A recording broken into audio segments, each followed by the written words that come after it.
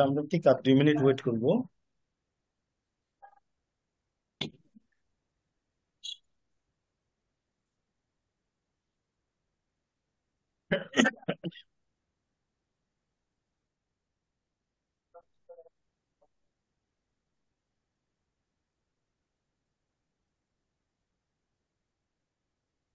আচ্ছা, আমাদের এই ট্রেনিং এর মধ্যে অবশ্যই আপনাদের ডিস্ট্রিক্টের ডিএসএমও ভাইরা কিন্তু জয়েন করার কথা। ডিএসএমও ভাই কি কেউ আছেন? থাকলে একটু কথা বলেন প্লিজ। ডিএসএমও স্যার মনে হয় একজন আছেন, ডাক্তার হ্যাঁ দেখতে পাচ্ছি। পিপলুদা, আমি আছি জয়পুরহাট। আচ্ছা আচ্ছা আচ্ছা, আর কেউ কি আছে ভাই? আমি তো আপাতত দেখতেছি না। কারণ আর সাইফুল ভাই চোখে বললো, পড়ছে না। সাইফুল ভাই বললেন যে বোধহয় আপনাদেরকে ওই মিটিং লিঙ্কটা কিন্তু ট্রান্সফার করে দিয়েছেন উনি জয়েন হ্যাঁ করার হ্যাঁ হ্যাঁ, জন্য। আমাদের হ্যাঁ লিংক পাঠিয়ে দিয়েছে। হ্যাঁ হ্যাঁ, সেটাই বললাম, সে কারণে। আচ্ছা, আমি আমি ইনফর্ম করতেছি গ্রুপে। জি, হ্যাঁ আপনি একটু একটু নক দেন, তাইলে সুবিধা হ্যাঁ হয় আর কি। হ্যাঁ। হ্যাঁ পিপলুদা, জি জি জি। ডিএসএমও কি সকল সকল জেলার নাকি শুধু না, রাজশাহী সকল আর অন্য কোনো জেলা? সকল জেলার না বোধহয়, ওই যে আজকে যে ডিস্ট্রিক্ট গুলো আর কি, হ্যাঁ ওনারা থাকলে হবে। আজকে কালকে যা, 4টা ডিস্ট্রিক্ট আছে। হ্যাঁ হ্যাঁ হ্যাঁ, ওনারা কোন কোন? থাকলে হবে। রাজ আজকে নাটোর আছে, বগুড়া আছে, আর পাবনা আর সিরাজগঞ্জ, 4 জেলা 4 জেলা। হ্যাঁ, ওনারা থাকাটা আচ্ছা আচ্ছা ম্যান্ডেটরি, ওনারা আচ্ছা থাকাটা ম্যান্ডেটরি। হ্যাঁ, আর যদি মনে করেন যে না, আচ্ছা আচ্ছা আচ্ছা। কালকে কালকে অন্যরা, অন্যদের যারা আছে, অন্য ডিস্ট্রিক্ট যেগুলো আছে, ওনারা যদি কেউ থাকতে না পারে আজকে চাইলে জয়েন করতে পারে।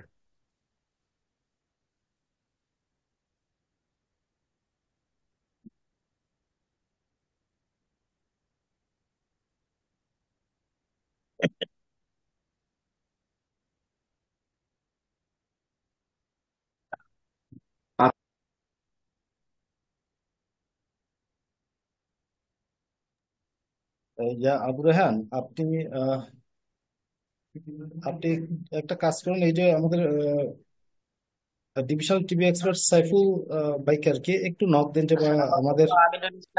ও আচ্ছা আচ্ছা, জি আসসালামু আলাইকুম ভাই। হ্যাঁ হ্যাঁ, এখানে এটা অনেক লোক এটা তো। কল দিয়ে আসবো। না না না, কল দিতে হবে না, উনি আসছেন বোধহয়, জয়েন করছেন। যে অনেক লোক তো আসলে বুঝতে পারতেছিলাম না। আচ্ছা। হ্যাঁ জি, সাইফুল ভাই, হ্যালো, হ্যালো,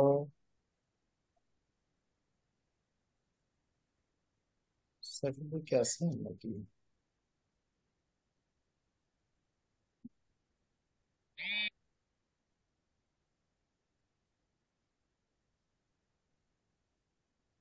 হ্যাঁ ইয়া আবু রেহান, আপনি তাহলে একটু আপনার স্যারকে একটু ফোন দেন আর কি। হ্যাঁ, যে মিটিংটা শুরু হয়ে গেছে, উনি কি এখন জয়েন করবেন?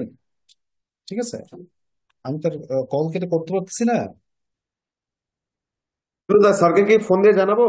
হ্যাঁ হ্যাঁ, আপনি বিজন দা আপনিই জানেন, হ্যাঁ আপনি জানেন।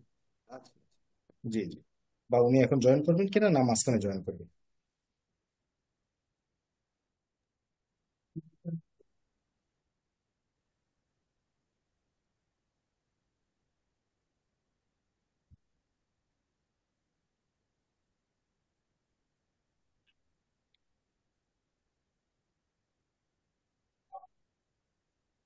আর যারা ভিডিও অন করে রাখছেন, ভিডিও একটু অফ করে রাখেন, নাহলে কিন্তু আপনাদের ফ্রিকোয়েন্সি গুলো কমে যাবে। হ্যাঁ, আপনারা ভালো করে শুনতে পাবেন না। এবং অডিওটা মিউট করে রাখেন।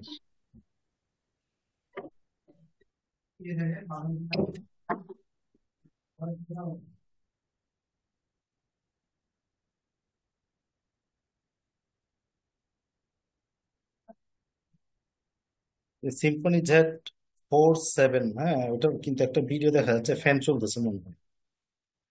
তো আপনি একটু ভিডিওটা অফ করে রাখেন, আপনার কিন্তু ইয়া কম দেখাচ্ছে। হ্যাঁ, ফ্রিকোয়েন্সি কম কমে যাচ্ছে কিন্তু।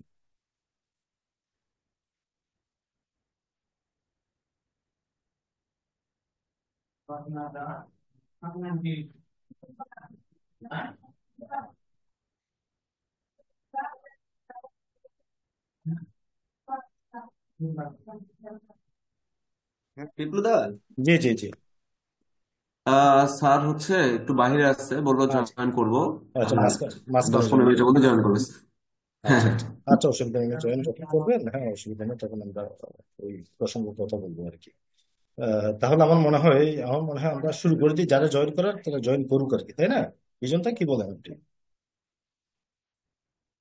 হ্যাঁ, ঠিক আছে দাদা, শুরু করেন। কারণ একটা নির্দিষ্ট টাইম, তো টাইমের মধ্যে আর শেষ আমি করতে আমাদের হচ্ছে। গ্রুপে মেসেজ দিয়ে দিচ্ছি, একটু মেসেজ দিয়ে দেন, যে হ্যাঁ, সময় যাদের যারা আছে জয়েন করবেন। হ্যাঁ হ্যাঁ, যারা জয়েন করুক অসুবিধা নেই, সবাই জয়েন করুক, সমস্যা নেই। কারণ আজকে জয়েন করলে হয়তো বা কালকে জয়েন নাও কিন্তু অসুবিধা নেই, কারণ ওনাদের হয়তো বা ব্যস্ততা বলা যায় না। হ্যাঁ, কালকে হয়তো ওনারা চাইলেও জয়েন নাও করতে পারেন, হয়তো বিভিন্ন ইয়ার কারণে আর কি, ব্যস্ততা। যেখানে যাদের সুযোগ আছে তারা জয়েন করে ফেলতে পারেন। তো যাই হোক, আমরা শুরু করি আর কি। হ্যাঁ, তো আহ, আসসালামু আলাইকুম।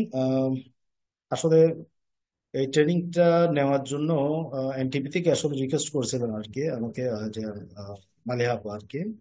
তো এই অনলাইনের মাধ্যমে আর কি এক্সট্রা পারবো না, এবং স্টুল যে স্যাম্পল নেই, যেহেতু আপনাদের ওখানে ওই ট্রেনিংটা খুব সম্ভবত হয় নাই। আমরা কিন্তু আমাদের ডিভিশনে কিন্তু পুরাটা এই অনলাইনের মাধ্যমে দিয়েই কিন্তু শুরু করেছি। হ্যাঁ, তারপর হয়তো বা যখন জিন এক্সপার্টের ট্রেনিং হয় তখন কিন্তু হয়তো বা আমরা এগুলো নিয়ে আবার রিফ্রেশের ট্রেনিং এর মতো করে আলোচনা করি আর কি। কিন্তু এট ফার্স্ট কিন্তু আমরা পুরো ডিভিশনের মধ্যে অনলাইনে কিন্তু দিয়ে দিয়েছে, যদিও বা সবগুলো অনলাইন না, যাদের যেসব ডিস্ট্রিক্টে অফলাইনে যাওয়ার সুযোগ হয়েছে আমরা সেখানে গিয়ে কোনো একটা সেন্টারে গিয়ে সব বা ওই ডিস্ট্রিক্টের সব এমটি ল্যাবদেরকে ডেকে আমরা ওই ট্রেনিংটা দিয়ে দিই আর কি। আর যেখানে যাওয়া হয়নি সেখানে আমরা সরাসরি ডিস্ট্রিক্টের মধ্যে অনলাইনে আমরা এই ট্রেনিংটা কমপ্লিট করি, এবং তারা কিন্তু এই ট্রেনিংটা অনলাইন বলেন বা অফলাইন বলেন, তারা সবাই কিন্তু এই ট্রেনিংটা ফলো করেই কিন্তু তারা তাদের এই যে এক্সট্রা পালমোনারি বলেন এবং স্টুল স্যাম্পল বলেন, তারা কিন্তু টেস্ট করে আসছে জিনেক্স, এবং তারা ভালোই কিন্তু রেজাল্ট পাচ্ছে। ঠিক আছে, যেটা আমরা পুরো ডিভিশনের মধ্যে যখন আমরা অ্যানালাইসিস করে দেখি আর কি। হ্যাঁ, তো সেই ক্ষেত্রে যেহেতু আপনাদের ওখানে আমি যতটুকু জানলাম যে ওইভাবে আসলে সব পুরো ডিস্ট্রিক্ট বলেন বা ডিভিশন ওগুলো কাভার হয় না, হয়তো কয়েকজন হয়তো বা এমটি লেভেল আপনারা পেয়েছেন আর কি বিভিন্ন ট্রেনিং এর মাধ্যমে। তো যারা পান নাই তাদের তো আসলে জানার দরকার আছে, না হলে আমরা যতই বলি না কেন ওই যে আপনারা করেন করেন করেন করেন টেস্ট করেন, এটা আসলে কখনোই সম্ভব না। হ্যাঁ, কারণ একটা ধারণা, মিনিমাম একটা ক্লিয়ার ধারণা কিন্তু আপনার থাকতে হবে। আর একটা জিনিস হয়তো বা আপনাদের মনে প্রশ্ন জাগতে পারে যে আহ, এখানে আমরা অনলাইন ট্রেনিং করে আসলে আমরা কতটুকু শিখতে পারবো। ঠিক আছে, হ্যাঁ, তবে এটা জিনিস বারবার বলা হচ্ছে যে এই ট্রেনিংটা শুধুমাত্র তাদের জন্য যারা জিন এক্সপার্ট জানে, যারা জিন এক্সপার্টে কাজ করতে পারে, স্পিটার নিয়ে কাজ করতে পারে, তাদের জন্য। যারা একদম জিন এক্সপার্ট জানেই না তাদের জন্য কিন্তু এই ট্রেনিং না। ঠিক আছে, যেহেতু আপনারা জিন এক্সপার্ট নিয়ে কাজ করে আসছেন, অলরেডি আপনারা জানেন স্পিটন কিভাবে প্রসেস করতে হবে। ঠিক এক্সট্রা পালমোনারি স্যাম্পলটা কিভাবে প্রসেস করে শুধুমাত্র আমি সেই জিনিসটা আমি আপনাদেরকে জানিয়ে দেবো, এবং স্টুলটা কিভাবে প্রসেস করতে হয় সেটাই জানিয়ে দেবো। বাকিটুকু আপনারা কাজ করুন। হ্যাঁ, এটা জানলে আপনারা নিশ্চিত যে আমি নিশ্চিত যে আপনারা সেটা কাজ আপনাদের ফিল্ডে কমপ্লিট করতে পারবেন, যেটা আমাদের ডিভিশন করতেছে। আশা করি আপনাদের ডিভিশনে সেটা পাবেন, যে স্পেসিফিক কোনো গাইডলাইন যদি আপনারা পান এই টেস্টটা কিভাবে করবেন না। আচ্ছা, দাদা আমার ভয় কথা কম শোনা যাচ্ছে, ভয়েসটা খুব। আচ্ছা, আমার ভয়েস কি শোনা যাচ্ছে? আমি এটাই চিন্তা করতেছিলাম। হ্যাঁ, ভয়েস কি শোনা যাচ্ছে অন্যান্য সেটে? না না, ভয়েস একদম কম ভয়েস শোনা তো যাচ্ছে, ক্লিয়ার কি বোঝা যাচ্ছে না, ভয়েস একটু ক্লিয়ার জোরে মনে বলতে হচ্ছে হবে নাকি? দাদা। ভয়েস ক্লিয়ার মনে হচ্ছে? না, জি ঠিক আছে, জি জি। হ্যাঁ, আমরা শুনতে ভয়েস পাচ্ছি। ক্লিয়ার। ওকে ওকে, ঠিক আছে, তাহলে আমি ভয়েস মুখের ক্লিয়ার। দিক দিয়ে স্পিকারটা নিচ্ছি আর কি, অসুবিধা নেই। আহ, তো যাই হোক, এই এই কথাটাই উদ্দেশ্য করে আসলে অনলাইন ট্রেনিংটা দেওয়া, যাতে আপনাদের ডিভিশনে এই ট্রেনিংটা পর পরে আপনারা সহসা যাতে আপনারা কাজটা করতে পারেন। হ্যাঁ, তবে এখানে কিন্তু অনেক চ্যালেঞ্জেস আছে, সেই চ্যালেঞ্জ গুলো কিন্তু আমরা কথা বলবো। হ্যাঁ, আপনাদের কি সমস্যা সেটাও আপনারা ফিডব্যাকটা আপনারা আমাদেরকে জানাবেন। হ্যাঁ, আশা করি অন্যান্য ডিভিশনে যেহেতু হচ্ছে আপনাদের ডিভিশনে কোনো সমস্যা হওয়ার কথা না। ঠিক আছে, এটা আমার বিশ্বাস আর কি। হ্যাঁ, আশা করি আপনারা সেটা পারবেন করতে। তো যাই হোক, আমরা দ্রুত একটু ট্রেনিং ইয়াতে মূল ইয়ারফোন কানে ইয়ারফোন ইয়ারফোন কানে লাগান, এটা কথা বললাম। আচ্ছা, যাই হোক, আপনারা যেহেতু শোনা যাচ্ছে, আমি আর বললাম না, আমি ধরে নিচ্ছি যেভাবে বলতেছে আমি সেভাবে কন্টিনিউ করে যাচ্ছে।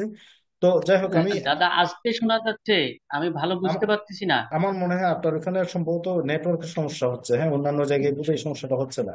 ঠিক আছে, আমি অ্যাজ ইউজুয়াল কথা যেভাবে বলা সেভাবে বলছি। হ্যাঁ, আমার মনে হয় আপনি একটু নেটওয়ার্কের আওতায় আসেন। ঠিক আছে, হ্যাঁ, আপনার নেটওয়ার্কের আওতায় আচ্ছা, আসেন। আর আরেকটা নেটওয়ার্কের জিনিস মধ্যে হচ্ছে, আছি। হ্যাঁ, আরেকটা জিনিস হচ্ছে আপনাদের টেনশন করার কোনো কারণ নাই, আমি এটা রেকর্ডিং চালু করে রাখছি কিন্তু। হ্যাঁ, ওই রেকর্ডিংটা আশা করি আপনাদেরকে আমি একটা গুগল ড্রাইভে দিয়ে দিতে পারবো। ঠিক আছে, আপনারা কথা হচ্ছে আপনারা আগে শুনবেন একটু করে। হ্যাঁ, শুনবেন ভালোভাবে আমি কি বলতে যাচ্ছি। ঠিক আছে, হ্যাঁ।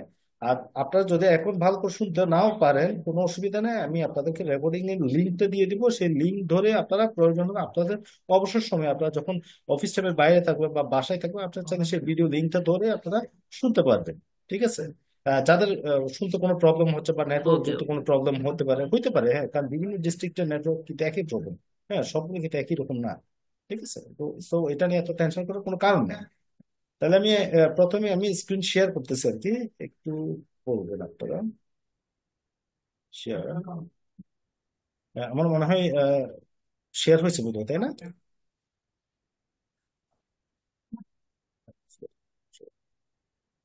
আমার আমার স্ক্রিন দেখা যাচ্ছে না? দেখা যাচ্ছে। ওকে, ঠিক আছে। আমরা তাহলে ইপি এবং স্টুল, যেহেতু আজকে ট্রেনিংটা দেখা হচ্ছে যাচ্ছে। হ্যাঁ, ইপি এবং স্টুল, ঠিক আছে। হ্যাঁ, কাজে আমি আগে প্রথমে স্টুলটা নিয়ে একটু কথাবার্তা বলি।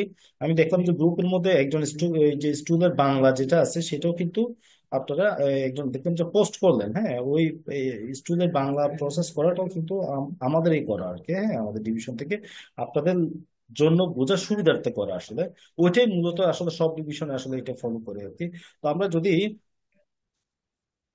একটু দেখি, প্রসেসিং স্টুল এসওপি প্রসেসিং দেখেন। এই স্টুল এসওপি প্রসেসিং এটা আমি আপনাদেরকে দিয়ে দেবো গ্রুপের মধ্যে। স্টুল প্রসেসিংটা দেখেন, এখানে কিন্তু অনেক কিছু লেখা আছে, ঠিক আছে, অনেক কিছু লেখা আছে, অনেক ভাবে লেখা আছে। দেখেন, আমি একটা একটা করে যাচ্ছি। এই সব কিছু যদি আমি এইভাবে পড়তে যাই, আমি নিশ্চিত, মানে 100% নিশ্চিত যে আপনার গুলাই ফেলবেন।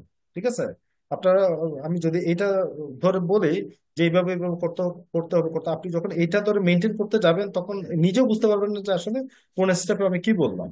ঠিক এই কথাটাকে সারাংশ হিসেবে বা সামারি হিসেবে করার জন্য আমরা এই বাংলা প্রসেসটা করলাম, যাতে ইজিলি যে কেউ বুঝতে পারে, যে কোনো এমটি লেভেল, যে কোনো একদম যে স্কুল ট্রেনিং পায়ও নাই সেও যাতে এই প্রসেসটা ধরে ধরে ইজিলি বুঝতে পারে। ঠিক আছে, তো সেই ক্ষেত্রে ধরেন আমরা এই কথাগুলাই আপনাদেরকে বলে নিচ্ছি আর কি, স্টেপ বাই স্টেপ পড়তেছে। আপনারা একটু মন দিয়ে শুনবেন আর কি, হ্যাঁ। তো প্রথম কথা হচ্ছে স্টুল স্যাম্পল বা চাইল্ড প্রসেস করে স্টুল স্যাম্পল। এই স্টুল স্যাম্পলটা আসলে আমরা কাদেরকে করবো? ঠিক আছে, আমরা কাদের করবো? প্রথম কথা হচ্ছে স্টুল স্যাম্পল অবশ্যই আমরা বাচ্চাদের ক্ষেত্রে করব, এটা মাথায় রাখতে হবে। অ্যাডাল্টের কোনো স্টুল করা যাবে না। এখন বাচ্চা বলতে আমরা কতটুকু বাচ্চা করবো? সেটা কি 2 বছর করবো, না 1 মাসের করবো, না 3 বছর করবো, নাকি 10 বছর করবো, নাকি 15 বছর, নাকি 18 বছর করবো? ঠিক আছে, 18 WHO হিসেবে হয়তো 18 বছর যে নিচ্ছে সেই কিন্তু বাচ্চা। ঠিক আছে, তার মানে তো আমি 18 বছর আর স্টুল করতে যাবো না। হ্যাঁ, আমার স্টুল করার উদ্দেশ্যটা হচ্ছে যেসব বাচ্চা স্পুটাম মানে কফ দিতে পারে না, সেসব বাচ্চার ক্ষেত্রে আমরা স্টুলটা করি। ঠিক আছে, তো সাধারণত আমরা নর্মালি 5 বছর বা 5 বছর নিচে বাচ্চাদের ক্ষেত্রে সবসময় স্টুলটার কথা প্রেফার করি। ঠিক আছে, কারণ সরি, স্টুলটার কথা প্রেফার করি, কারণ স্টুল তারা স্পুটাম কিন্তু দিতে পারে না। 5 বছর বাচ্চা আপনি স্পুটাম যদি নিতে বলেন, সে কিন্তু স্পুটাম দিতে, সে কিন্তু ও লালাই দিবে, হ্যাঁ, থো থো করে হয়তো বা লালাই দিবে, হ্যাঁ। তা ওই লালা দিয়ে টেস্ট করলে তো আমি আমার রেজাল্ট কিন্তু পাবো না।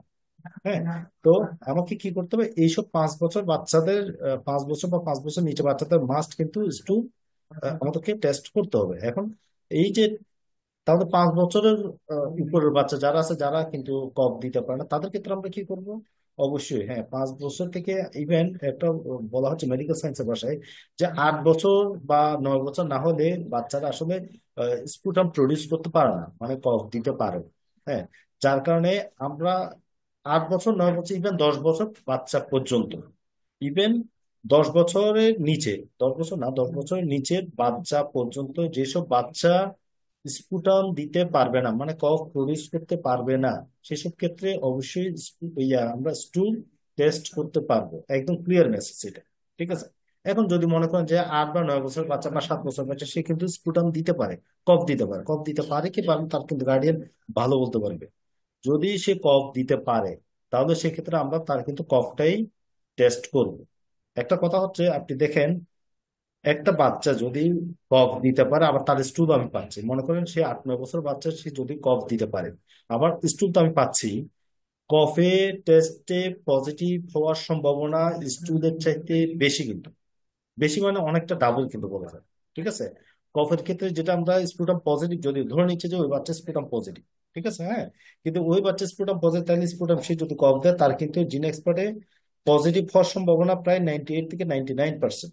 স্পুটাম পজিটিভ রোগীর ক্ষেত্রে জিন এক্সপার্টের টেস্টে পজিটিভ হওয়ার সম্ভাবনা 98 থেকে 99%। তার মানে 100 জন বাচ্চা যদি স্পুটাম পজিটিভ যদি থাকে, তার ক্ষেত্রে আমি যদি জিন এক্সপার্ট করি 98 থেকে 99 বাচ্চাকে আমি স্পুটাম পজিটিভ হিসেবে ডায়াগনোস করতে পারবো জিন এক্সপার্ট। ঠিক আছে।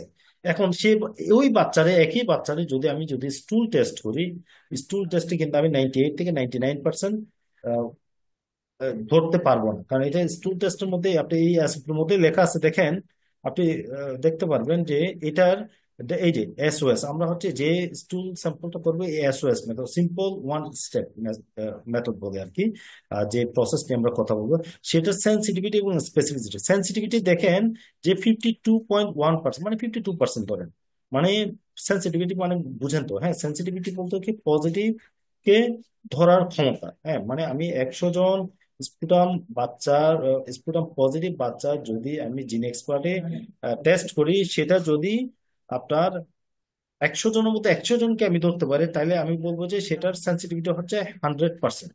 হ্যাঁ, আর এটার সেন্সিটিভিটি বলা হচ্ছে যে 52%, মানে আমি 100 জন বাচ্চার যদি স্টুল টেস্ট করি, সেটা আমি জিন এক্সপার্টে ধরতে পারবো 52%, মানে 52 জন বা 53 জন বাচ্চাকে আমি ধরতে পারবো।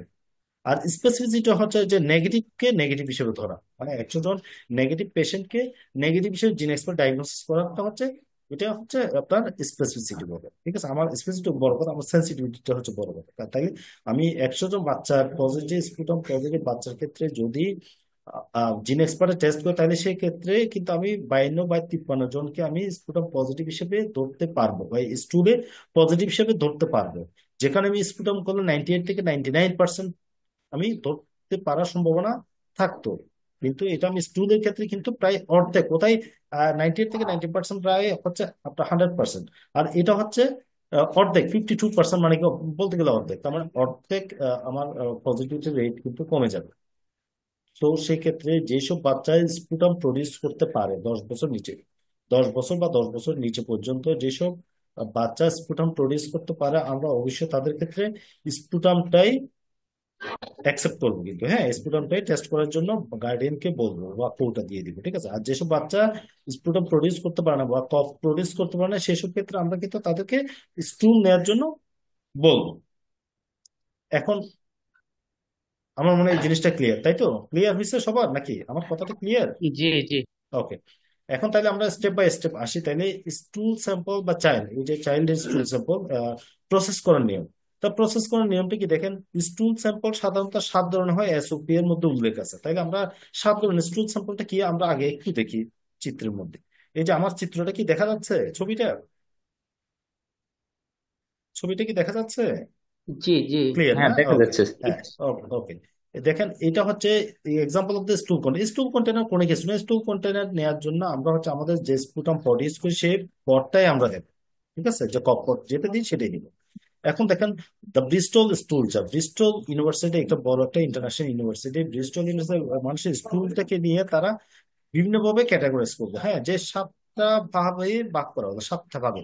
7টা ভাগ বলতে কি দেখেন, type 1, type 2, type 3, type 4, type 5, type 6, type 7। দেখেন টাইপ 1টা হচ্ছে, আমরা সাধারণত এগুলো সবারই অভিজ্ঞতা আছে, যে টাইপ 1টা হচ্ছে একদম মানে শক্ত কষা, যখন আমরা পায়খানার কথা বলি আর কি, একদম গুটি গুটি, মানে ছাগলের পায়খানার মতো আর কি, হ্যাঁ যে গুটি গুটি, হ্যাঁ এটা যখন এরকম অবস্থা হয় তখন মানুষের কিন্তু কোষ্ঠকাঠিন্য যেটা বলে আর কি, হ্যাঁ কোষ্ঠকাঠিন্যের সমস্যা হয় আর কি, হ্যাঁ। তো এইরকম ওই ক্যাটাগরি গুলোকে দেখেন একদম খুবই শক্ত, মানে উপরের দিক থেকে যদি নিচের দিকে আসি, শক্ত থেকে ক্রমান্বয়ে কিন্তু নরম হচ্ছে। দেখেন টাইপ 2টা হচ্ছে টাইপ 1 থেকে একটু নরম, টাইপ 3 হচ্ছে টাইপ 2 থেকে আরেকটু নরম, টাইপ 4 হচ্ছে আরেকটু নরম, টাইপ 5 হচ্ছে আরেকটু নরম, টাইপ 6 এবং 7টা বলা যায় একদম লিকুইড। হ্যাঁ, টাইপ 7 হচ্ছে মানে একদম ডায়রিয়া হলে যে আমাদের পানি পানি যায়। ঠিক আছে, হ্যাঁ স্টুল যে যখন আমরা পায়খানা করি বা ইয়া করি, ডায়রিয়া হলে যখন পানি পানি যায়, এই পানিটা হচ্ছে একদম হচ্ছে টাইপ 7 এর মধ্যে।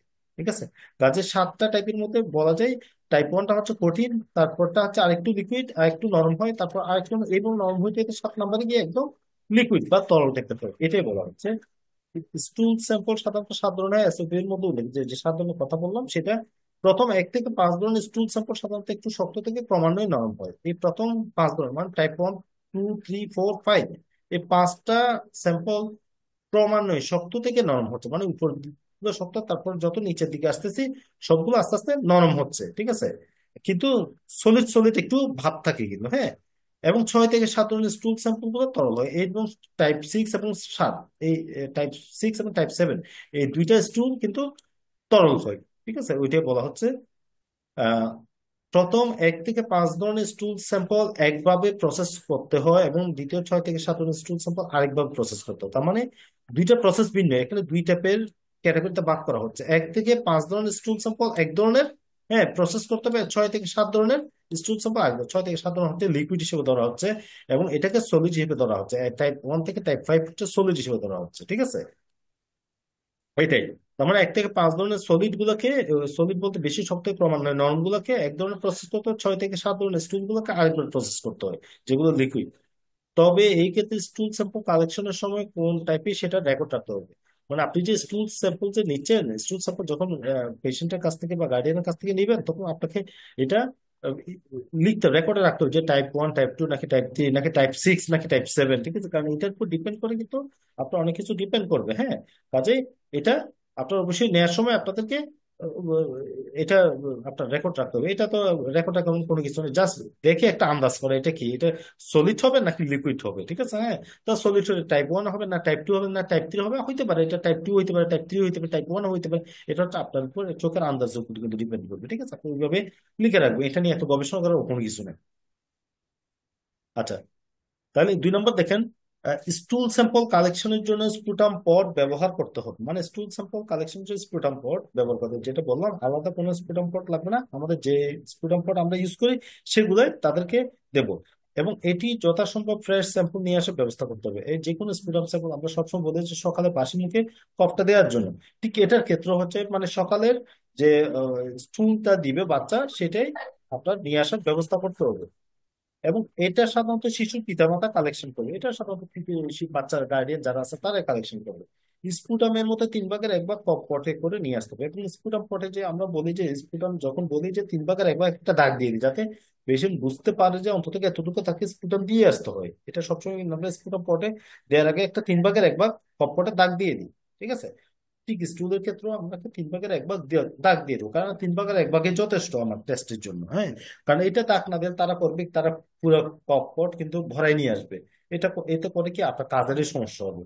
হ্যাঁ, এবং আপনি নিজেও একটু গিল্টি ফিল করবেন, কেন আমি ওর সাথে ওইভাবে দিলাম না। হ্যাঁ, এত তো আমার দরকার নাই। সেটা কপটের ক্ষেত্রে কি দেখে অবস্থা, আমার পুরো কপট ভরাই নিয়ে আসে আর না, দরকার নেই, আমার 3 ভাগের 1 ভাগ আনলে হবে, সেটাই যথেষ্ট। ঠিক আছে।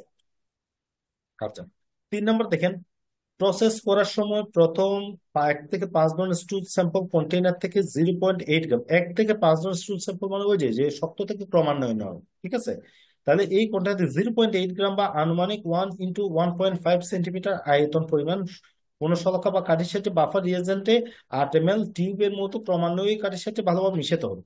তার মানে কি, আমি যে স্টুল স্যাম্পলের কথা বললাম টাইপ 1 থেকে 5, মানে যেগুলো সলিড থেকে একদম কঠিন থেকে একটু নরম পর্যায়ে আছে আর কি, সেইগুলোকে 0.8 গ্রাম স্টুল আমাকে বাফার রিয়েজেন্ট টিউবের মধ্যে নিতে হবে। বাফার রিয়েজেন্ট টিউব এখানে কিন্তু কোনো ওই যে কোনো কন্টেনার আমি ইউজ করবো না, মানে ওই যে ফ্যালকন টিউব বলেন বা অন্য কোনো টিউব বলেন, সেটা আমি ইউজ করবো না।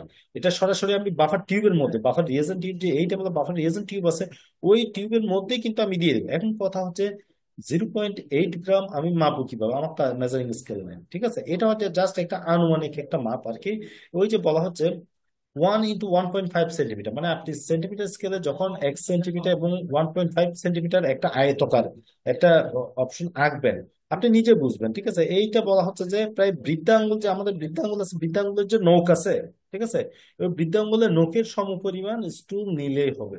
ঠিক আছে, এটা জাস্ট আপনি আন্দাজ করে নেবেন একটা। নেয়ার পর আপনাকে ওই যে 8 ml বাফার টিউবের মধ্যে আপনাকে রাখতে হবে। হ্যাঁ, ওই ভালো করে মিশাইতে হবে এবং ক্রমান্বয়ে ওই কাঠির সাহায্যে ভালো করে মিশাতে হবে। এবং আপনি যে যে কাঠি দিয়ে নেবেন, আপনি তার কোনো চামচ দিবেন, আপনি তো একটা কাঠি ইউজ করবেন। কাঠি দিয়েই আপনাকে ওই যে কন্টেনারের ভিতরে 8 ml যে বাফার রিয়েজেন্ট টিউবের মধ্যে স্টুলটা ঢুকে ভালোভাবে মিশাইতে হবে। হ্যাঁ, কারণ আপনি ওইটা কাঠি দিয়ে আপনি যদি না মিশেন, আপনি কিন্তু পরে সেইগুলো ভালোভাবে মিশবে না। দ্বিতীয় দেখেন, দ্বিতীয় 6 এবং 7 ধরনের তরল। এখন 6 এবং 7 ধরনের তরল হচ্ছে যে লিকুইড স্যাম্পল, এইগুলোকে তার কাঠি দিয়ে নেওয়া যাবে না। হ্যাঁ, তো সেক্ষেত্রে হচ্ছে কি, স্টুল স্যাম্পলের ক্ষেত্রে প্রথম বাফার রিয়েজেন্ট 8 ml টিউব থেকে 2 ml সরিয়ে ফেলতে হবে, জিন এক্সপার্ট প্রসেসিং এর জন্য যে পিপেট দেওয়া থাকে সেটা দিয়ে। আপনার এটাও কিন্তু আপনার স্টুল স্যাম্পল আপনার ওই যে রিয়েজেন্ট বাফার টিপ যেইটা মধ্যে টিউব আছে সেটার মধ্যে প্রসেস করতে হতে হবে। লিকুইডের ক্ষেত্রে হচ্ছে আপনাকে প্রথমে ওই যে লিকুইড 8 ml আছে ওই 8 ml থেকে 2 ml সরাই ফেলতে হবে। সেটা কি দিয়ে সরাবেন?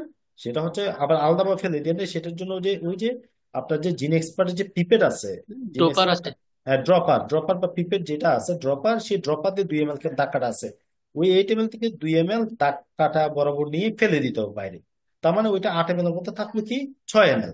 ওই 6 ml থাকার পর দেখেন শরীর জেনেটিক প্রসেসিং দেওয়াতে সেটা দিয়ে, এবং ওই পিপেট দিয়ে আবার তরল স্টুল স্যাম্পল হতে 2 ml নিয়ে ওই বাফার রিয়েজেন্টের 6 ml টিউবের মধ্যে নিতে হবে। তার মানে ওই যে পিপেটটা আপনি ইউজ করতেছেন পিপেট কিন্তু নষ্ট করা যাবে না, হ্যাঁ এটা মাথায় রাখতে হবে। ওই পিপেট একদম জিনেসপেট কার্ডের স্যাম্পল দেওয়া পর্যন্ত ইউজ করতে হবে। তাহলে ওই পিপেট ওই ড্রপার দিয়ে আবার আপনি 2 ml ওই যে স্টুল স্যাম্পল যে লিকুইড স্যাম্পল পটে করে নিয়ে আসছে সেখান থেকে 2 ml নিয়ে আপনাকে 6 ml এর মধ্যে নিতে হবে। এবং এই ক্ষেত্রে পিপেটের মধ্যে কয়েকবার পুশ করে স্যাম্পল মিশ্রিত করে করে নিতে হবে যাতে পিপেটের ভিতর কোনো ধরনের সলিড পার্টিকেল না থাকে। এই ক্ষেত্রে খেয়াল করবেন যে আপনি যতই লিকুইড হোক না কেন, আপনি যখন 2 ml ড্রপার দিয়ে আপনি যখন 8 ml বাফার রিয়েজেন্ট ওখানে যে 6 ml আছে ওই বাফার রিয়েজেন্ট টিউবের মধ্যে নেবেন, সবসময় খেয়াল করবেন যে ড্রপার মধ্যে কিছু না কিছু সলিড পার্টিকেল থাকবে। এই সলিড পার্টিকেল যাতে না থাকে এই কারণে আপনাকে ভালো করে কয়েকবার পুশ করে নিতে হবে, মানে ওই প্যাসেজটা যাতে ক্লিয়ার থাকে। কারণ আপনি তো ওখান থেকে আবার প্রসেস করে স্যাম্পল নিয়ে আবার ওই যে কার্টেজে দিতে হবে। এখন সলিড পার্টিকেল যদি থাকে তাহলে কিন্তু আপনি জেনে এক্সপার্টে এটা এরর চলে আসবে।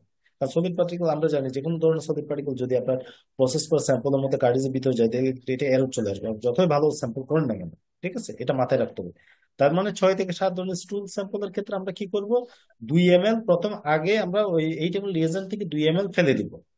ওইখান থেকে আবার 2 ml স্টুল মানে স্যাম্পল যেটা ড্রপারের সাহায্যে ওটা ড্রপারের সাহায্যে ফেলে দেবো, দেওয়ার পরে ওই ড্রপারের সাহায্যে আবার স্টুল স্যাম্পল লিকুইড স্টুল স্যাম্পল আমরা ওই রিয়েজেন্ট বাফারে নিব। নেয়ার পর সেটাকে ওই পিপের ড্রপার দিয়ে ভালো করে প্যাসেজ দিয়ে পুশ করতে হবে, ঠিক আছে, যাতে আমার প্যাসেজটা ক্লিয়ার থাকে। মানে ওই ড্রপারের গায়ে যাতে কোনো ধরনের স্টুল এর কোনো সলিড পার্টিকেল আচ্ছা, লেগে না থাকে। বারবার ঠিক তুলতে আছে, হবে, আবার ছেড়ে দিতে হবে, হ্যাঁ যেভাবে হ্যাঁ আমরা তুলি। এইটাই আর কি, হ্যাঁ হ্যাঁ এইটাই মানে একবার টেনে একবার ছেড়ে দিবেন, একবার টেনে একবার ছেড়ে দিবেন, ঠিক আছে, এটাই পুশ করা। জি জি। হ্যাঁ, 4 নাম্বার দেখেন, 4 নাম্বার হচ্ছে তারপর এখন দেখেন ওই সলিডেরটাও প্রসেস হয়ে গেছে, লিকুইডেরটাও প্রসেস হয়ে গেছে। সলিডের ক্ষেত্রে কিন্তু বলা নাই যে আপনি ওখান থেকে 2 ml ফেলে দিতে হবে, এটা কিন্তু বলা নাই। সলিডের ক্ষেত্রে বলা হচ্ছে যে বাফার রিয়েজেন্ট যে 8 ml টিউব আছে, রিয়েজেন্ট আছে, ওই 8 ml এর সাথে আপনি মিশাবেন সলিড পার্টিকেলটা। হ্যাঁ, লিকুইডের ক্ষেত্রে হচ্ছে শুধুমাত্র 8 ml থেকে 2 ml আপনি ফেলে দিবেন। ঠিক আছে, এখন 4 নাম্বার দেখেন, জি। তারপর এই স্টুল স্যাম্পল মিশ্রিত বাফার রিয়েজেন্ট টিউবটি ভালোভাবে হাতে ঝাঁকিয়ে দিতে হবে 30 সেকেন্ড ধরে। মানে আমরা যেটা ফ্যালকন টিউবে স্যাম্পল সাথে বাফার রিয়েজেন্ট দেওয়ার পর যে ভালোভাবে ঝাঁকিয়ে দিয়ে না, ঠিক এটার ক্ষেত্রে হচ্ছে স্যাম্পল রিয়েজেন্ট টিউব যেটা ওটার মধ্যে স্টুল স্যাম্পল মিশ্রিত করার পর আমাকে 30 সেকেন্ড ধরে ঝাঁকিয়ে দিতে হবে। এই ক্ষেত্রে কখনো বটেক্স মেশিন ইউজ করা যাবে না, এই ক্ষেত্রে কখনো বটেক্স মেশিন ইউজ করা যাবে না, এটা আপনাকে হাতে ভালোভাবে ঝাঁকিয়ে দিতে হবে। বটেক্স মেশিন কখন ইউজ করে এটা মাথায় রাখবেন, বটেক্স মেশিন থাকলে ইউজ করতে পারবেন না। ঠিক আছে, তারপর এটাকে 10 মিনিট ধরে রুম তাপমাত্রায় রেখে দিতে হবে। তারপর কি করতে হবে, এটাকে অ্যাজ ইউজুয়াল ভাবে আমরা যে স্পুট আপ করি 10 মিনিট ধরে রুম তাপমাত্রায় রেখে দিতে হবে। 5 নাম্বার দেখেন, তারপর 10 মিনিট রাখার পর তারপর এই স্টুল স্যাম্পল মিশ্রিত বাফার রিয়েজেন্ট টিউবটি আবার ভালোভাবে ঝাঁকিয়ে দিতে হবে 30 সেকেন্ড, আবার 30 সেকেন্ড পর্যন্ত ভালোভাবে ঝাঁকিয়ে দিতে হবে। এখানে 10-20 বার বলা না, এখানে 30 সেকেন্ড কিন্তু বলা হচ্ছে। মানে আপনি ভালোভাবে ঝাঁকিয়ে দিবেন যাতে এমন ভাবে ঝাঁকিয়ে দিবেন আপনি স্টুলের সাথে রিয়েজেন্টটা ভালোভাবে মিক্স হয়ে যায়। এই ক্ষেত্রে কখনো বডেক্স মেশিন ইউজ, একই কথা, এই সেকেন্ড টাইম ঝাঁকি দেওয়ার ক্ষেত্রে আপনি কিন্তু কোনো বডেক্স মেশিন ইউজ করতে পারবেন না। তারপর এটাকে আবারও 10 মিনিট ধরে রুম তাপমাত্রা রেখে দেয়, তারপর এটা কিন্তু আবার 10 মিনিট ধরে রাখতে, এটা এখানে হচ্ছে একটু ব্যতিক্রম। আমরা সাধারণত 10 মিনিট 5 মিনিট রাখি, তাই না, কিন্তু এটার ক্ষেত্রে হচ্ছে দশ এখানে মিনিট কিন্তু আপনাকে 20 মিনিট রাখতে হবে। লাগতেছে দাদা তাহলে। হ্যাঁ হ্যাঁ, প্রথমে 10 মিনিট রাখবেন, তারপরে আপনি ঝাঁকি দিয়ে 10 মিনিট রাখবেন। ঠিক আছে, এই ক্ষেত্রে বাফার রিয়েজেন্ট জি। টিউবের হালকা ঢাকনাটি লুজ করে দিতে হবে, যাতে স্যাম্পল কার্টেজে আসুন নিচে সেডিমেন্ট গুলো উপরে উঠে না আসে। মানে আপনি তো এই 10 মিনিট রাখার পর তারপর প্রসেস করে স্যাম্পল থেকে 2 ml তো আপনি কার্টেজে দিয়ে দিবেন। কার্টেজে দিতে গিয়ে আপনি যদি ওই জি। ঢাকনাটা যদি খুব শক্ত করে লাগান, এখন সেটা কার্টেজে দেওয়ার সময় যদি একটু করে মানে খুলতে যান তখন দেখা যাচ্ছে নিচে সেডিমেন্ট গুলো উপরের দিকে উঠে আসতে পারে। ঠিক আছে, এইটা না হওয়ার জন্য আপনি যখন রাখবেন জি। 10 মিনিট ধরে, এই 10 মিনিট রাখার সময় আপনি ঢাকনাটা আগে একটু লুজ করে রাখবেন যাতে পরবর্তীতে আপনি খোলার সময় কোনো ধরনের লুজ করে প্রবলেম দেবো। না হয়। হ্যাঁ, মানে নিচের সেডিমেন্ট গুলো বা চাকি না লাগে, বা নিচের সেডিমেন্ট গুলো যাতে উপরের দিকে উঠে না আসে, কারণ নিচের সেডিমেন্ট গুলো উপরের দিকে উঠে আসলে তখন কিন্তু আপনার রেজাল্ট কিন্তু এরর আসবে, এটা মাথায় রাখবেন। এখন দেখেন এটা তো সেডিমেন্ট হওয়ার জন্য বলতেছে, মানে আপনি যদি রাখার পর যদি সেডিমেন্ট পরে সেই সেডিমেন্ট গুলা যাতে উপর দিকে উঠে না আসে সেই কারণে ঢাকনাটা লুজ করে রাখতে হবে। 6 নাম্বার কি বলছে দেখেন, যদি সেডিমেন্ট তলায় না বসে, এই যে 10 মিনিট, 5 নাম্বারে যে 10 মিনিট রাখলাম আমরা সেডিমেন্ট বসার জন্য, যদি সেডিমেন্ট না বসে তাহলে আমরা কিভাবে বুঝবো? হ্যাঁ, এখন সেডিমেন্ট কিভাবে বসবে সেটা আমরা এই যে স্টুলের প্রসেস করে স্যাম্পলটা দেখলে বুঝতে পারবো একটু।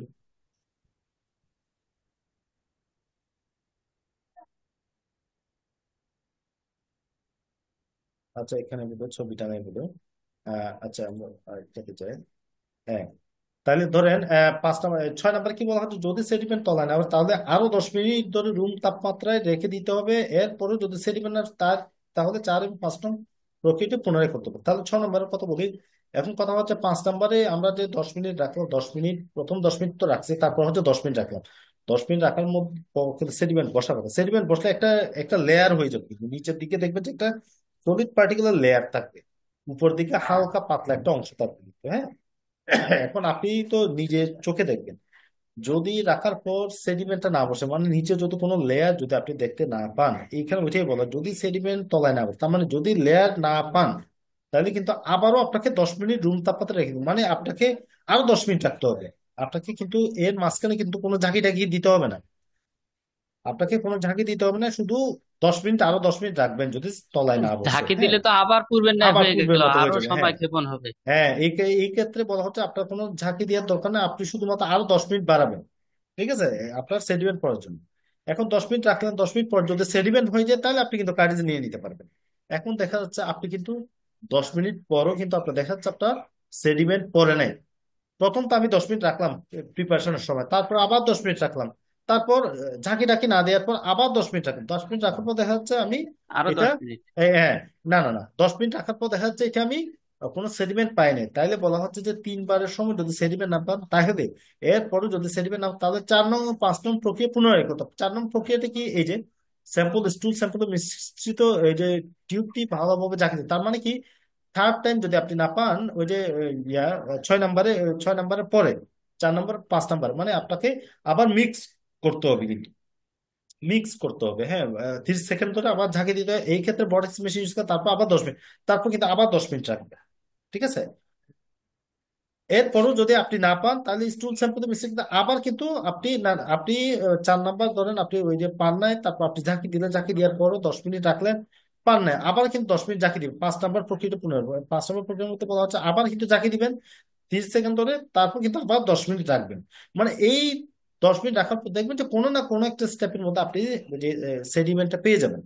সেডিমেন্ট যদি পেয়ে যান তাহলে কিন্তু এর পরে কি মোট কথা করবেন, হচ্ছে যে এটার আবার পুনরাবৃত্তি করতে হবে আর কি। পুনরাবৃত্তি করতে হবে। হ্যাঁ, তার মানে কি, আবার জিনিসটা বুঝেন, প্রথম কথা হচ্ছে যে আমরা কি করব, প্রথমে সলিড এবং লিকুইডের ক্ষেত্রে, সলিড এবং লিকুইডের ক্ষেত্রে হচ্ছে লিকুইড সলিডের ক্ষেত্রে হচ্ছে ওই বাফার রিয়েজেন্ট টিউবের মধ্যে আমরা 8 ml বাফারের সাথে ওই যে 0.8 গ্রাম বা 1 × 1.5 সেন্টিমিটারের বৃদ্ধা আঙ্গুলের সমান মতো স্টুল স্যাম্পল আমরা কোথায় দিব, রিয়েজেন্ট টিউবের মধ্যে দিব। হ্যাঁ, এবং সেটাকে ভালোভাবে ওই যে কাঠি দিয়ে যে নিচ্ছে, কাঠি দিয়ে ভালোভাবে মিক্স করবো। লিকুইডের ক্ষেত্রে কি করব, লিকুইডের ক্ষেত্রে হচ্ছে যে আমরা ওই 8 ml থেকে 2 ml ফেলে দিব, ফেলে দেওয়ার পর হচ্ছে 2 ml লিকুইড স্যাম্পল আমরা রিয়েজেন্ট বাফার টিউবে দেবো, দেওয়ার পর আমরা 30 সেকেন্ড করে ভালোভাবে মিক্স করবো। মিক্স করার পর 10 মিনিট ধরে আমরা রাখবো। রাখার পর আমরা আবার কি করব, আবার 30 সেকেন্ড ধরে ঝাঁকি দিব। ঝাঁকি দেওয়ার পর 5 নাম্বারে যেটা বলছে আর কি, 30 সেকেন্ড ধরে ঝাঁকি দেবো, ঝাঁকি দেওয়ার পর আবার 10 মিনিট রাখবো। ঠিক আছে, এটির ক্ষেত্রে কোনো বড় এক্সপ্রেশন আমরা ইউজ করতে পারবো না। ঝাঁকি দেওয়ার পর তারপর আমরা কি করবো, 10 মিনিট পর সেডিমেন্ট বসার কথা, যেহেতু সেডিমেন্ট যদি না বসে থাকে তাহলে সেটাকে আমরা কি করবো, আমরা কিন্তু কোনো ঝাঁকি দেবো না, আমরা কিন্তু আরো 10 মিনিট বাড়াই দিব। 10 মিনিট বাড়িয়ে দেওয়ার পর যদি সেডিমেন্ট দশ থাকে মিনিট সময় বাড়িয়ে দেবো। বাড়িয়ে দেবো। হ্যাঁ, 10 মিনিট সময় বাড়িয়ে দেওয়ার পর যদি সেডিমেন্ট পড়ে থাকে তাহলে সেডিমেন্ট পড়লে তো আমরা পেয়ে গেলাম, তার মানে উপরে হালকা অংশ থেকে আমরা 2 ml কার্ট্রিজে দিয়ে দিতে পারবো। এখন যদি তারপর সেডিমেন্ট না বসে তাহলে আমাদেরকে 4 নাম্বার এবং 5 নাম্বারটা আবার পুনরাবৃত্তি করতে, 4 নাম্বারে বলা হচ্ছে যে আমাদেরকে আগে ঝাঁকি দিতে হবে, ঝাঁকি দেওয়ার পর 30 সেকেন্ড ঝাঁকি দেওয়ার পর 10 মিনিট রাখতে হবে। 5 নাম্বার 10 মিনিট রাখতে হবে। 10 মিনিট রাখার পর যদি সেডিমেন্ট পেয়েছে তাহলে ওখান থেকে ওই উপরের অংশ থেকে, এই উপরের যে হালকা অংশ আছে, ওই হালকা অংশ থেকে আমরা কি করব, ওই যে 2 ml কার্ট্রিজে দিয়ে দিব। যদি দেখা যাচ্ছে না তারপর আমার সেডিমেন্ট পড়ে না, তাহলে কিন্তু আবার 5 মিনিট, ওই যে 5 নম্বর স্টেপে হচ্ছে আমি আবার ঝাঁকি দেবো 30 সেকেন্ড ধরে। ঝাঁকি দেওয়ার পর 10 মিনিট আমি রাখবো, রাখার পর হয়তো বা কোনো না কোনো একটা স্টেপে অবশ্যই কিন্তু আমরা ওই সেডিমেন্টটা পাবো। সেডিমেন্ট পেয়ে গেলে আমরা কি করব, উপরে হালকা অংশ থেকে 2 ml বাফার টিউবে দিয়ে দেবো। ঠিক আছে, বা সরি, যে এক্সপোর্ট কার্ট্রিজে দিয়ে দিব।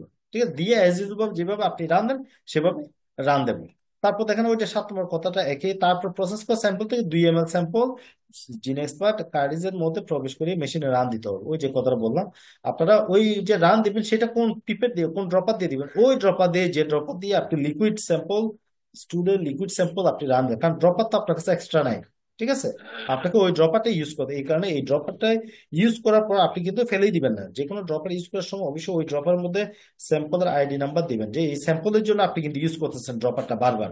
ঠিক আছে, যাতে কোনো ক্রস কন্টামিনেশন না থাকে। ঠিক আছে, এবং এই ড্রপারটি ইউজ করার পর আপনি কিন্তু বাইরে ফেলে রাখবেন না, ওই ড্রপারটি আবার ঢুকে রাখবেন। যখন একবার ইউজ করবেন আবার ঢুকে রাখবেন, মাথায় যাতে কোনো ধরনের আঙ্গুল বা কোনো জায়গায় যাতে টাচ না লাগে। টাচ লাগলে কিন্তু এটা ক্রস কন্টামিনেশন হয়ে যাবে। ঠিক আছে, তখন ভুল রিপোর্ট দিবে। এটা কি বুঝা গেছে নাকি স্টুলের এটা প্রসেসটা? এটা হচ্ছে মোটামুটি স্টুলের প্রসেস আর কি। ঠিক আছে, এটা কি খুব কঠিন নাকি? কঠিন কি মনে হচ্ছে নাকি? হ্যালো? জি না, জি না, খুব সহজ। আর সবাই কি বুঝতে পারছেন নাকি? জি জি, বুঝতে পারছি। জি, পেরেছি। হ্যাঁ হ্যাঁ, মানে কারো কোনো কনফিউশন নাই তাই তো? জি না। ওকে জি না, ওকে, ঠিক আছে। আমি আপনাদের এইটা তো অলরেডি দিয়ে দিয়েছেন একজন, তারপরও আমি এই স্কুলের এই এসওপিটাও আমরা দিয়ে দিব। তবে এই এসওপিটা এটা হচ্ছে আপনারা কি করবেন, এই যে প্রসেস যেটা স্টেপ বাই স্টেপ আছে, এটা আপনার একদম জিন এক্সপার্ট রুমের যে ওয়াল আছে ওয়ালের মধ্যে একদম আপনি ফিক্সড করে লাগাই দিবেন, যাতে আপনি দেখে দেখে প্রসেসটা করতে পারেন। ঠিক আছে, মুখস্থ করার কোনো কিছু নেই, আপনি দেখে দেখে প্রসেসটা করবেন। ঠিক আছে, এবং সাথে সাথে আপনারা এটা ইয়া করবেন, এই এসওপিটা আপনারা কি করবেন, জাস্ট প্রিন্ট আউট করে উভয় পেজে প্রিন্ট, এটা কত 13 পেজের বোধ হয়, আপনি উভয় পেজ করলে 7 পেজ হবে আর কি। 7 পেজটা প্রিন্ট আউট করে সাদা কালো প্রিন্ট আউট দিয়ে আপনারা এই আপনার আপনাদের ল্যাবের মধ্যে রেখে দিবেন, কারণ যে কোনো সময় এসওপি যখন খুঁজবে তখন কিন্তু আপনারা এটা দেখাবেন। ঠিক আছে, এটা হচ্ছে এসওপি, আর এটা হচ্ছে just procedure step by step. ঠিক আছে, হ্যাঁ, মানে ফ্লো চার্ট, এটাকে বলা হয় ফ্লো চার্ট। ঠিক আছে, যাতে ইজিলি আপনি স্টেপ বাই স্টেপ দেখে করতে পারেন। ঠিক আছে, নেটের সমস্যা হচ্ছে, বোঝা যাচ্ছে না। এটা বোধহয় আপনার ওইদিকে নেটওয়ার্কের সমস্যা, অন্যখানে নেটওয়ার্কের কি সমস্যা মনে হচ্ছে নাকি? মানে আমার কথাটা কি অস্পষ্ট বোঝা যাচ্ছে? জি না, আপনার কথা খুবই সুন্দর বোঝা যাচ্ছে, আমরা বুঝতে পারছি, হয়তো অন্য কারো কেউ প্রবলেম হ্যাঁ, থাকতে পারে। নেটওয়ার্কের সমস্যা বললাম না, সব জায়গায় নেটওয়ার্ক কিন্তু একরকম না। ঠিক আছে, অসুবিধা নেই, আমরা তো ভিডিও লিঙ্ক দেবই। ঠিক আছে, আপনি ভিডিও লিঙ্কটা একটু কষ্ট করে শুনে নেবেন। ঠিক আছে, তাহলে আপনিও ক্লিয়ার হয়ে যাবেন। আচ্ছা, আমরা এখন কি করব, আমরা তাহলে একটা স্টুল গেল তাই না? এখন আমরা কি করব, ইপি এক্সট্রা পালমোনারি স্যাম্পল, হ্যাঁ, এক্সট্রা পালমোনারি স্যাম্পল কিভাবে জিন এক্সপারে আমরা করব সেটা একটু দেখব। এখন দেখেন, এক্সট্রা পালমোনারি স্যাম্পল আমরা কিন্তু প্রথম অবস্থায় জিন এক্সপারে যে ফিল্ড লেভেলে যে জিন এক্সপার্ট ছিল সেখানে কিন্তু এক্সট্রা পালমোনারি স্যাম্পল করাটা মানা ছিল। ঠিক আছে, কারণ এক্সট্রা পালমোনারি স্যাম্পল তখনও পর্যন্ত এনটিপি অ্যালাউ করে নাই। এক্সট্রা পালমোনারি স্যাম্পল শুধুমাত্র আপনার কেন কোনো আর্জেন্ট? আচ্ছা আচ্ছা, অসুবিধা নেই, সেটা ওই যে ইমতিয়াজ, ইমতিয়াজ ভাই যিনি আছেন, ইমতিয়াজ ভাইয়ের সাথে একটু কথা বলা, ঠিক আছে? বা ইমরান গালিব, হ্যাঁ, ইমতিয়াজ ভাইয়ের সাথে কথা বলা, ঠিক আছে? আর না হলে এটা আমি করে দেবো, হ্যাঁ। দাদা, মাঝের কথাগুলো বুঝতে পারিনি। হ্যাঁ, জানি কাজটা শেষ করি, যে আস্তে করে সবকিছু গোছাই টুছাই, হ্যাঁ। ওকে, আচ্ছা শোনেন, হ্যাঁ, আমি যেটা বলতেছি, এক্সট্রা পালমোনারি স্যাম্পলটা আগে কিন্তু করার কোনো ইয়া ছিল না, এনটিপির কোনো এলাও করতো না আগে। হ্যাঁ, এটা শুধুমাত্র আর্টিরিয়াল এন্ট্রিয়াল লেভেলে টেস্ট গুলো করা হতো আগে, শুধুমাত্র ফিল্ড লেভেল জিন এক্সপার্ট শুধুমাত্র স্পুটামটা করতো। কিন্তু এনটিপি এই যে একটা সার্কুলার দেওয়া হলো, কিন্তু এটা সবার কাছে অবশ্যই থাকবে।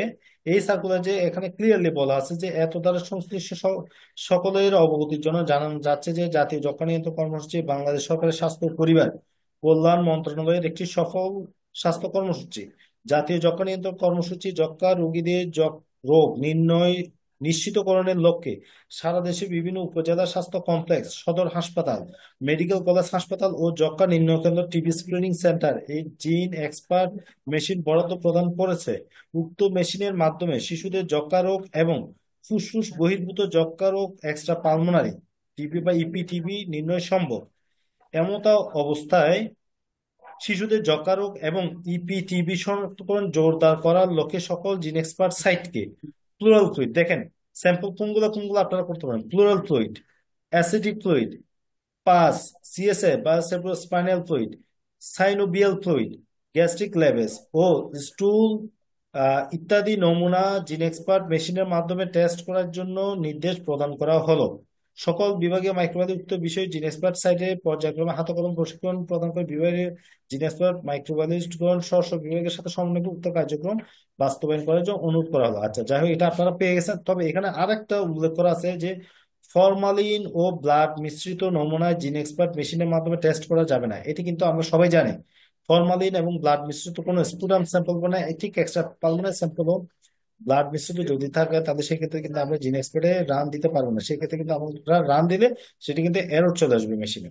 এবং টিস্যু টেস্টের ক্ষেত্রে এনটিএল আরটিএল এর pleural fluid, ascitic fluid, pus, CSF, gastric synovial lavage, fluid সবই করা যাবে। হ্যাঁ, এগুলো করা যাবে। ঠিক আছে, শুধুমাত্র এখানে কিছু কিছু অনেক সময় এক্সট্রা পালমোনারি স্যাম্পল যখন করবেন তখন কিন্তু অনেক সময়, যেমন টিস্যু টিস্যু যখন দেয় তখন কিন্তু তারা কিন্তু ফর্মালডিহাইড এর মধ্যে দেয়। তো এই ফর্মালডিহাইডটা ফর্মালিন, ঠিক আছে, বা কোনো এক্সট্রা পালমোনারি স্যাম্পল যদি ব্লাড মিশ্রিত খুব বেশি ব্লাড মিশ্রিত থাকে, সেক্ষেত্রে কিন্তু আপনারা ওগুলো কিন্তু জিন এক্সপার্টের রান দিতে পারেন। যেমন ফর্মালিন যদি কোনো একটা টিস্যু যদি দেয় তাহলে কিন্তু তারা ফর্মালিনের মধ্যে ইয়ে করে দেয়। তো সে ফরমালিন যদি টিস্যু যুক্ত ফরমালিন, তাহলে কিন্তু আপনারা টেস্ট করতে পারবেন না। তাহলে এই ক্ষেত্রে তাহলে উপায় কি? তাহলে ফরমালিনের এগেনস্টে নর্মাল স্যালাইন দিতে হবে। ঠিক আছে, তাদেরকে বলে দিতে হবে যে টিস্যু স্যাম্পল যদি দেয় তাহলে সেই ক্ষেত্রে ফর্মাল স্যালাইন, নর্মাল স্যালাইন দিতে হবে। ঠিক আছে, টিস্যু টিস্যু নমুনা টেস্টে যে এনটিএল আরটিএল এ রেফার করতে মানে টিস্যু আপনারা করতে পারেন। টিস্যু যদি হয় সেখানে এনটিএল আরটিএল করতে হবে। এখানে আরো একটা ইস্যু আছে, সেটা হচ্ছে ইউরিন। ইউরিনে কিন্তু আপনারা করতে পারবেন না। নর্মাল ফিল্ড লেভেলের জিন এক্সপার্ট ইউরিন করতে পারে, কারণ ইউরিনে কিন্তু সেন্ট্রিফিউজের ইস্যু আছে কিন্তু, হ্যাঁ, যে সেন্ট্রিফিউজ আপনাদের ওখানে কোনো সেন্ট্রিফিউজের বরাদ্দ নেই বা ওইরকম সেন্ট্রিফিউজ নেই, থাকলেও বা ওইরকম লেভেলের না, হাই লেভেলের না, মানে 3000 আরপিএম এ কিন্তু সেন্ট্রিফিউজ করতে হবে। যার কারণে টিস্যু এবং ইউরিন আপনি এনটিএল আরটিএল ছাড়া অন্য কোথাও করতে পারবেন না। এটা যদি আপনাদের সেন্টারেও আসে, আপনাদেরকে রেফার করে দিতে হবে ওই এনটিএল আরটিএল, যেখানে সুবিধা হবে। শিশুদের স্টুল নমুনা হতে নির্ণয়কৃত টিবি পালমোনারি টিবি হিসেবে, যক্ষ্মা হিসেবে, ফুসফুসের যক্ষ্মা হিসেবে বিবেচিত হবে। এই যে বাচ্চাদের ক্ষেত্রে যে স্টুলটা আপনারা করবেন সেটা কিন্তু এক্সট্রা পালমোনারি স্যাম্পল হিসেবে কাউন্ট করা যাবে। এটা কিন্তু পালমোনারি স্যাম্পল হিসেবে কাউন্ট করতে হবে, এটা মাথায় রাখবেন। ঠিক আছে, তার মানে কি দেখেন, এই যে এক্সট্রা পালমোনারি স্যাম্পল যে করবেন, তাহলে কোন কোন স্যাম্পল গুলো আপনারা করতে পারবেন একদম ক্লিয়ার লেখা আছে যে এখানে যে pleural fluid, acidic fluid, pus, CSF, synovial fluid, gastric lavage এবং স্টুল। এই যে স্টুল তো বাচ্চাদের ক্ষেত্রে এই গ্যাস্ট্রিক ল্যাবেস পর্যন্ত আপনারা এক্সট্রা পালমোনারি স্যাম্পল করতে পারবেন। তাইলে কথা হচ্ছে এই স্যাম্পল গুলো সম্পর্কে তো আপনারা আগে করে নেন। এই স্যাম্পল গুলো কি, এগুলো সম্পর্কে আগে আমাদেরকে ধারণা নিতে হবে। আপনারা এগুলো স্যাম্পল তো যখন নেয়, স্যাম্পল কালেকশন একটা ইস্যু আছে। স্যাম্পল কালেকশন কি আদৌ আপনার ওইখানে হবে কি না, নাকি অন্য কোথাও থেকে হইতে হবে? ঠিক আছে, ভালো এই আছে। জিনিসটা তো, এই জিনিসটা আপনাদেরকে জানতে হবে। হ্যাঁ, কেউ একজন কথা বলতেছেন বোধহয়, মিউট করেন। হ্যাঁ, তাহলে এই স্যাম্পল গুলো আমরা একটু দেখি। স্যাম্পল গুলো কি দেখেন, আমরা যে কথাগুলো স্যাম্পল গুলো কথা বললাম, আমি জাস্ট পিকচার দিয়ে একটু বোঝানোর চেষ্টা করতেছি।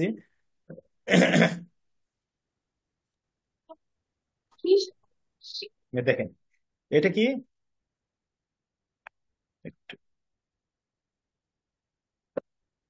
হ্যালো, অ্যাসাইটিক ফ্লুইড এটা। হ্যাঁ, শোনা যাচ্ছে আমার কথা?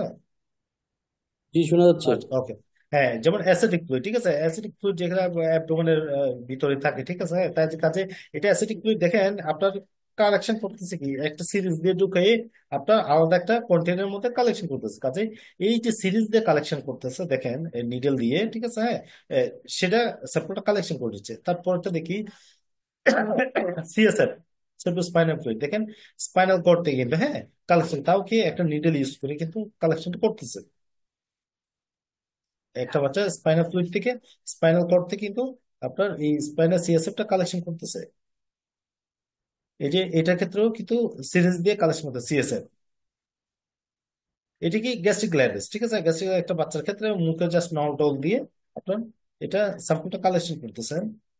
গ্যাস্ট্রিক ল্যাবেজ এটা বাচ্চাদের ক্ষেত্রে, অ্যাডাল্টের ক্ষেত্রে কিন্তু কোনো একটা স্যালাইন ট্যালাইন দিয়ে হয়তো ইউজ করতেছেন।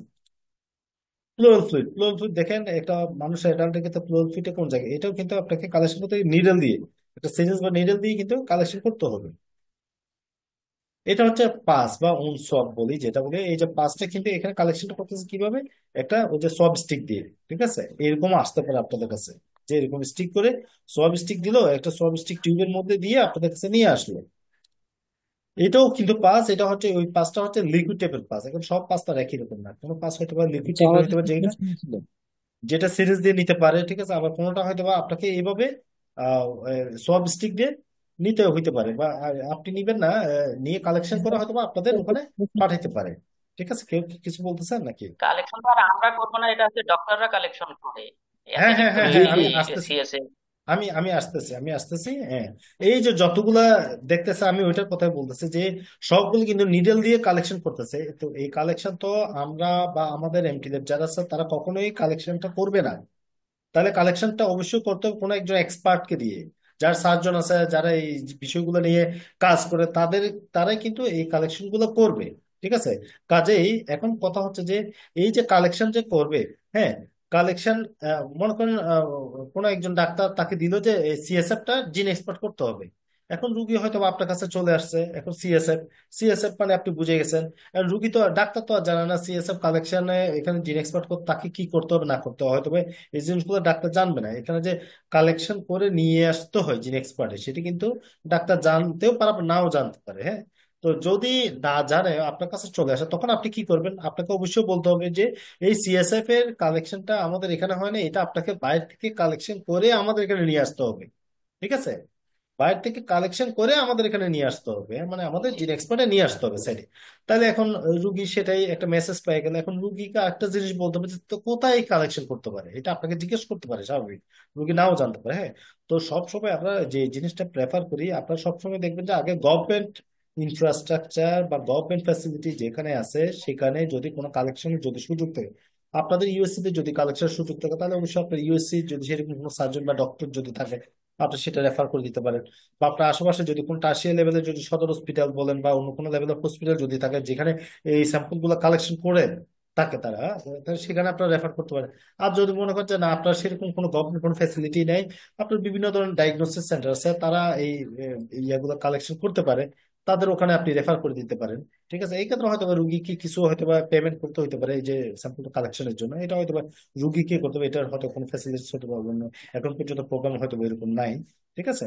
তো কথা হচ্ছে তাদের সাথে যোগাযোগ করে যে কোনো জায়গা থেকে কালেকশন করে নিয়ে আসতে, এবং স্যাম্পল যখন কালেকশন করবে, আহ, যখন স্যাম্পলটা আপনার কাছে রুগী নিয়ে আসবে, বা প্রথমেই ডাক্তার যখন রেফার করবে ওই স্যাম্পলের প্রেসক্রিপশন নিয়ে যখন আপনার কাছে চলে আসবে, তখন হইতে পারে বলতে পারেন হয়তো বা যে এখানে যদি স্যাম্পল কালেকশন জন্য কোনো সময় যদি আপনার ইয়ে লাগে, মনে করেন যে সে টিস্যু দিল, ঠিক আছে, টিস্যু তার আপনার এখানে হয় না, টিস্যু আপনাকে রেফার করে দিতে হবে কোথায়?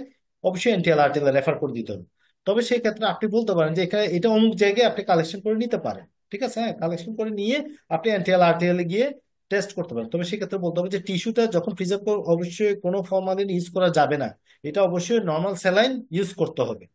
কোনো ফর্মালডিহাইড বা ফরমালিন ইউজ করা যাবে না, এটা লিখে দিতে পারেন এখানে। যারা কালেকশন করে তাদের সুবিধা, আদারস তারা কিন্তু ফর্মালডিহাইডের মধ্যে যদি বা ফরমালিনের মধ্যে যদি যদি দিয়ে দেয়, তাহলে কিন্তু ওই টিস্যু স্যাম্পল প্রসেস করা যাবে না। এটা আপনারা করতে পারেন। ঠিক আছে। আচ্ছা, আমার একটা প্রশ্ন ছিল। হ্যাঁ হ্যাঁ, বলেন। এখন আমাদের বেশিরভাগ যে টিস্যুগুলো আসবে, সেই টিস্যুগুলো কিন্তু একজন সার্জন অপারেশন করার পর হ্যাঁ হ্যাঁ, ডাইরেক্ট কিন্তু সে ফরমালিনে দিয়ে দেবে, কারণ ওর সাথে আরো টেস্ট, যেমন হিস্টোপ্যাথোলজি যে। হ্যালো, হ্যালো, শুনতে পাচ্ছেন না মনে হয়। হ্যাঁ, আপনারা কি শুনতে পাচ্ছেন আমার কথা? অলরেডি ডাক্তার তো মিক্স দিচ্ছে ফরমালিনের সাথে। না না, আপনি কথাটা আবার একটু বলেন। আচ্ছা, ওই আমরা একটা কাজ করি, হ্যালো, আমরা বোধহয় প্রশ্ন উত্তর জি। পর্ব সেশনটা একটু পরে রাখি, ঠিক আছে? হ্যাঁ, আমরা যেটা শেষ করতেছি আগে শেষ করে ফেলি, ঠিক আছে? তাহলে আপনাদের মনে আরো জি প্রশ্ন জি থাকবে। ঠিক আছে, আপনারা একটু নোট করে রাখেন। হ্যাঁ, আপনাদের মনে যে প্রশ্নগুলো আসবে তখন আমরা সুযোগ দিব, ঠিক আছে, একজন একজন করে। বুঝে গেছে কথাটা? হ্যাঁ, তাহলে আপনাদের মূল কথা হচ্ছে আপনাদেরকে আগে বলে দিতে হবে যে গাইডলাইনটা দিয়ে দিতে হবে। এর বাইরে যদি আপনার করে ফেলে তাহলে তো কিছু করার নাই, তাহলে আপনাকে সেভাবে কাজ করতে হবে। এখন সেক্ষেত্রে যদি আপনার যদি এরর আসে, আপনাকে এরর দিয়ে রেজাল্টটা দিতে হবে। ঠিক আছে, কিছু করার নাই। কারণ ওই অপারেশন করে যে আপনাকে ওনার কাছ থেকে যে আবার যে একটা স্যাম্পল নেবে ওই সুযোগ নাও থাকতে পারে। ঠিক আছে। এখন দেখেন, এক্সট্রা পালমোনারি স্যাম্পলের যে প্রসেসটা, মনে করেন তারা, তাদেরকে আপনারা গাইডলাইন দিয়ে দিয়েছেন বা আপনারা ওনাদেরকে রেফার করে দিয়েছেন, ওনারা আপনাদের কাছে স্যাম্পলটা নিয়ে আসবে। ঠিক আছে। এখন মনে করেন এই জিনিসটা একটু মনে রাখবেন যে আপনার কাছে আজকে অফিস টাইমের মধ্যে আসলো যে স্যাম্পলটা নিয়ে এসে এখন আপনি তো ওনাকে বলবেন যে আপনি নিয়ে এসে আমাদের এখানে কালেকশন করে নিয়ে আসবেন আমাদের ওখানে, হ্যাঁ। এখন কালেকশন করতে করতে দেখা যাচ্ছে 3টা 4টা বেজে যাইতে পারে। আপনার অফিস তো আর 3টা 4টা পর্যন্ত খোলা থাকবে না। আপনার অফিস সর্বোচ্চ আড়াইটা 2টা থেকে আড়াইটা পর্যন্ত আড়াইটা পর্যন্ত অফিস টাইম খোলা থাকবে। আপনি তো এর বাইরে আর ওনার স্যাম্পল নিয়ে আসার জন্য বসে থাকবেন না, ঠিক আছে? তখন কি করবেন? উনি একটা জায়গায় গেছেন, ওনার ওখানে স্যাম্পল কালেকশন শিডিউল দিতে দিতে হয়তো বা 3টা 4টা 5টাও বেজে যেতে পারে। তাহলে কি করুন, বলবেন যে এই স্যাম্পলটা যদি আড়াইটার মধ্যে দিতে পারেন তাহলে দিবেন আমাদের এখানে এসে। আর যদি না দিতে পারেন তাহলে কি করবেন, আপনি এই স্যাম্পলটা নিয়ে আপনাদের ফ্রিজের মধ্যে, নর্মাল ফ্রিজ মানে যেখানে আপনার তরকারি রাখেন, আবার ফ্রিজ যেটা বরফের ফ্রিজ ওইটা না, নর্মাল ফ্রিজের মধ্যে রেখে দিবেন। কালকে সকালে নিয়ে আসবেন, ঠিক আছে? এই ইনফরমেশনটুকু আপনাদেরকে দিয়ে দিতে হবে, পেশেন্ট বা পেশেন্টের গার্ডিয়ান যারা আছে তাদেরকে। এখন দেখেন, আপনার কাছে ধরুন স্যাম্পলটা নিয়ে আসলো, স্যাম্পলটা নিয়ে আসার পর আপনারা কিভাবে প্রসেস করবেন, ঠিক আছে? এক্সট্রা পালমোনারি স্যাম্পলের জন্য আলাদা কোনো প্রসেস নিয়ম নাই, ঠিক আছে? আপনাদের যে স্যাম্পলের প্রসেসের কথা বললাম, এই যে চিঠির মধ্যে যে স্যাম্পলের কথাগুলো বলবো, এই স্যাম্পল গুলো প্রসেসে আলাদা কোনো নিয়ম নাই। ঠিক একই নিয়ম যেটা আপনারা স্পুটামের ক্ষেত্রে করেন। মানে স্পুটামের ক্ষেত্রে কি, যেমন 1 ml 1 বা 2 ml যদি স্পুটাম নেন আপনারা, তার ঠিক ডাবল পরিমাণ আপনারা বাফার ইউজ করেন, ঠিক আছে? বাফার ইউজ করার পর আপনারা শেকিং করেন, 10 মিনিট রাখেন, আবার শেকিং করে 5 মিনিট রাখেন, তারপর আপনারা জিন এক্সপার্টে দিয়ে দেন 2 ml টা। ঠিক এটার ক্ষেত্রে কিন্তু একই নিয়মটা হবে। আপনার স্পুটাম এমএল, আপনার এই স্যাম্পল গুলো ম্যাক্সিমাম কিন্তু আপনার লিকুইড ফর্মে আসবে। এই স্যাম্পল গুলো আপনার লিকুইড ফর্মে আসবে। এখন এগুলো কিন্তু স্পুটামের মতো ওইরকম 5 ml 10 ml করে আসবে না, হ্যাঁ। এগুলো কিন্তু হয়তো বা আপনার ইউরিন থাকতে, ইউরিন তার আপনারা করবেন না, ইউরিন হচ্ছে আপনার ওই যে এনটিএল আরটিএল চলে যাবে।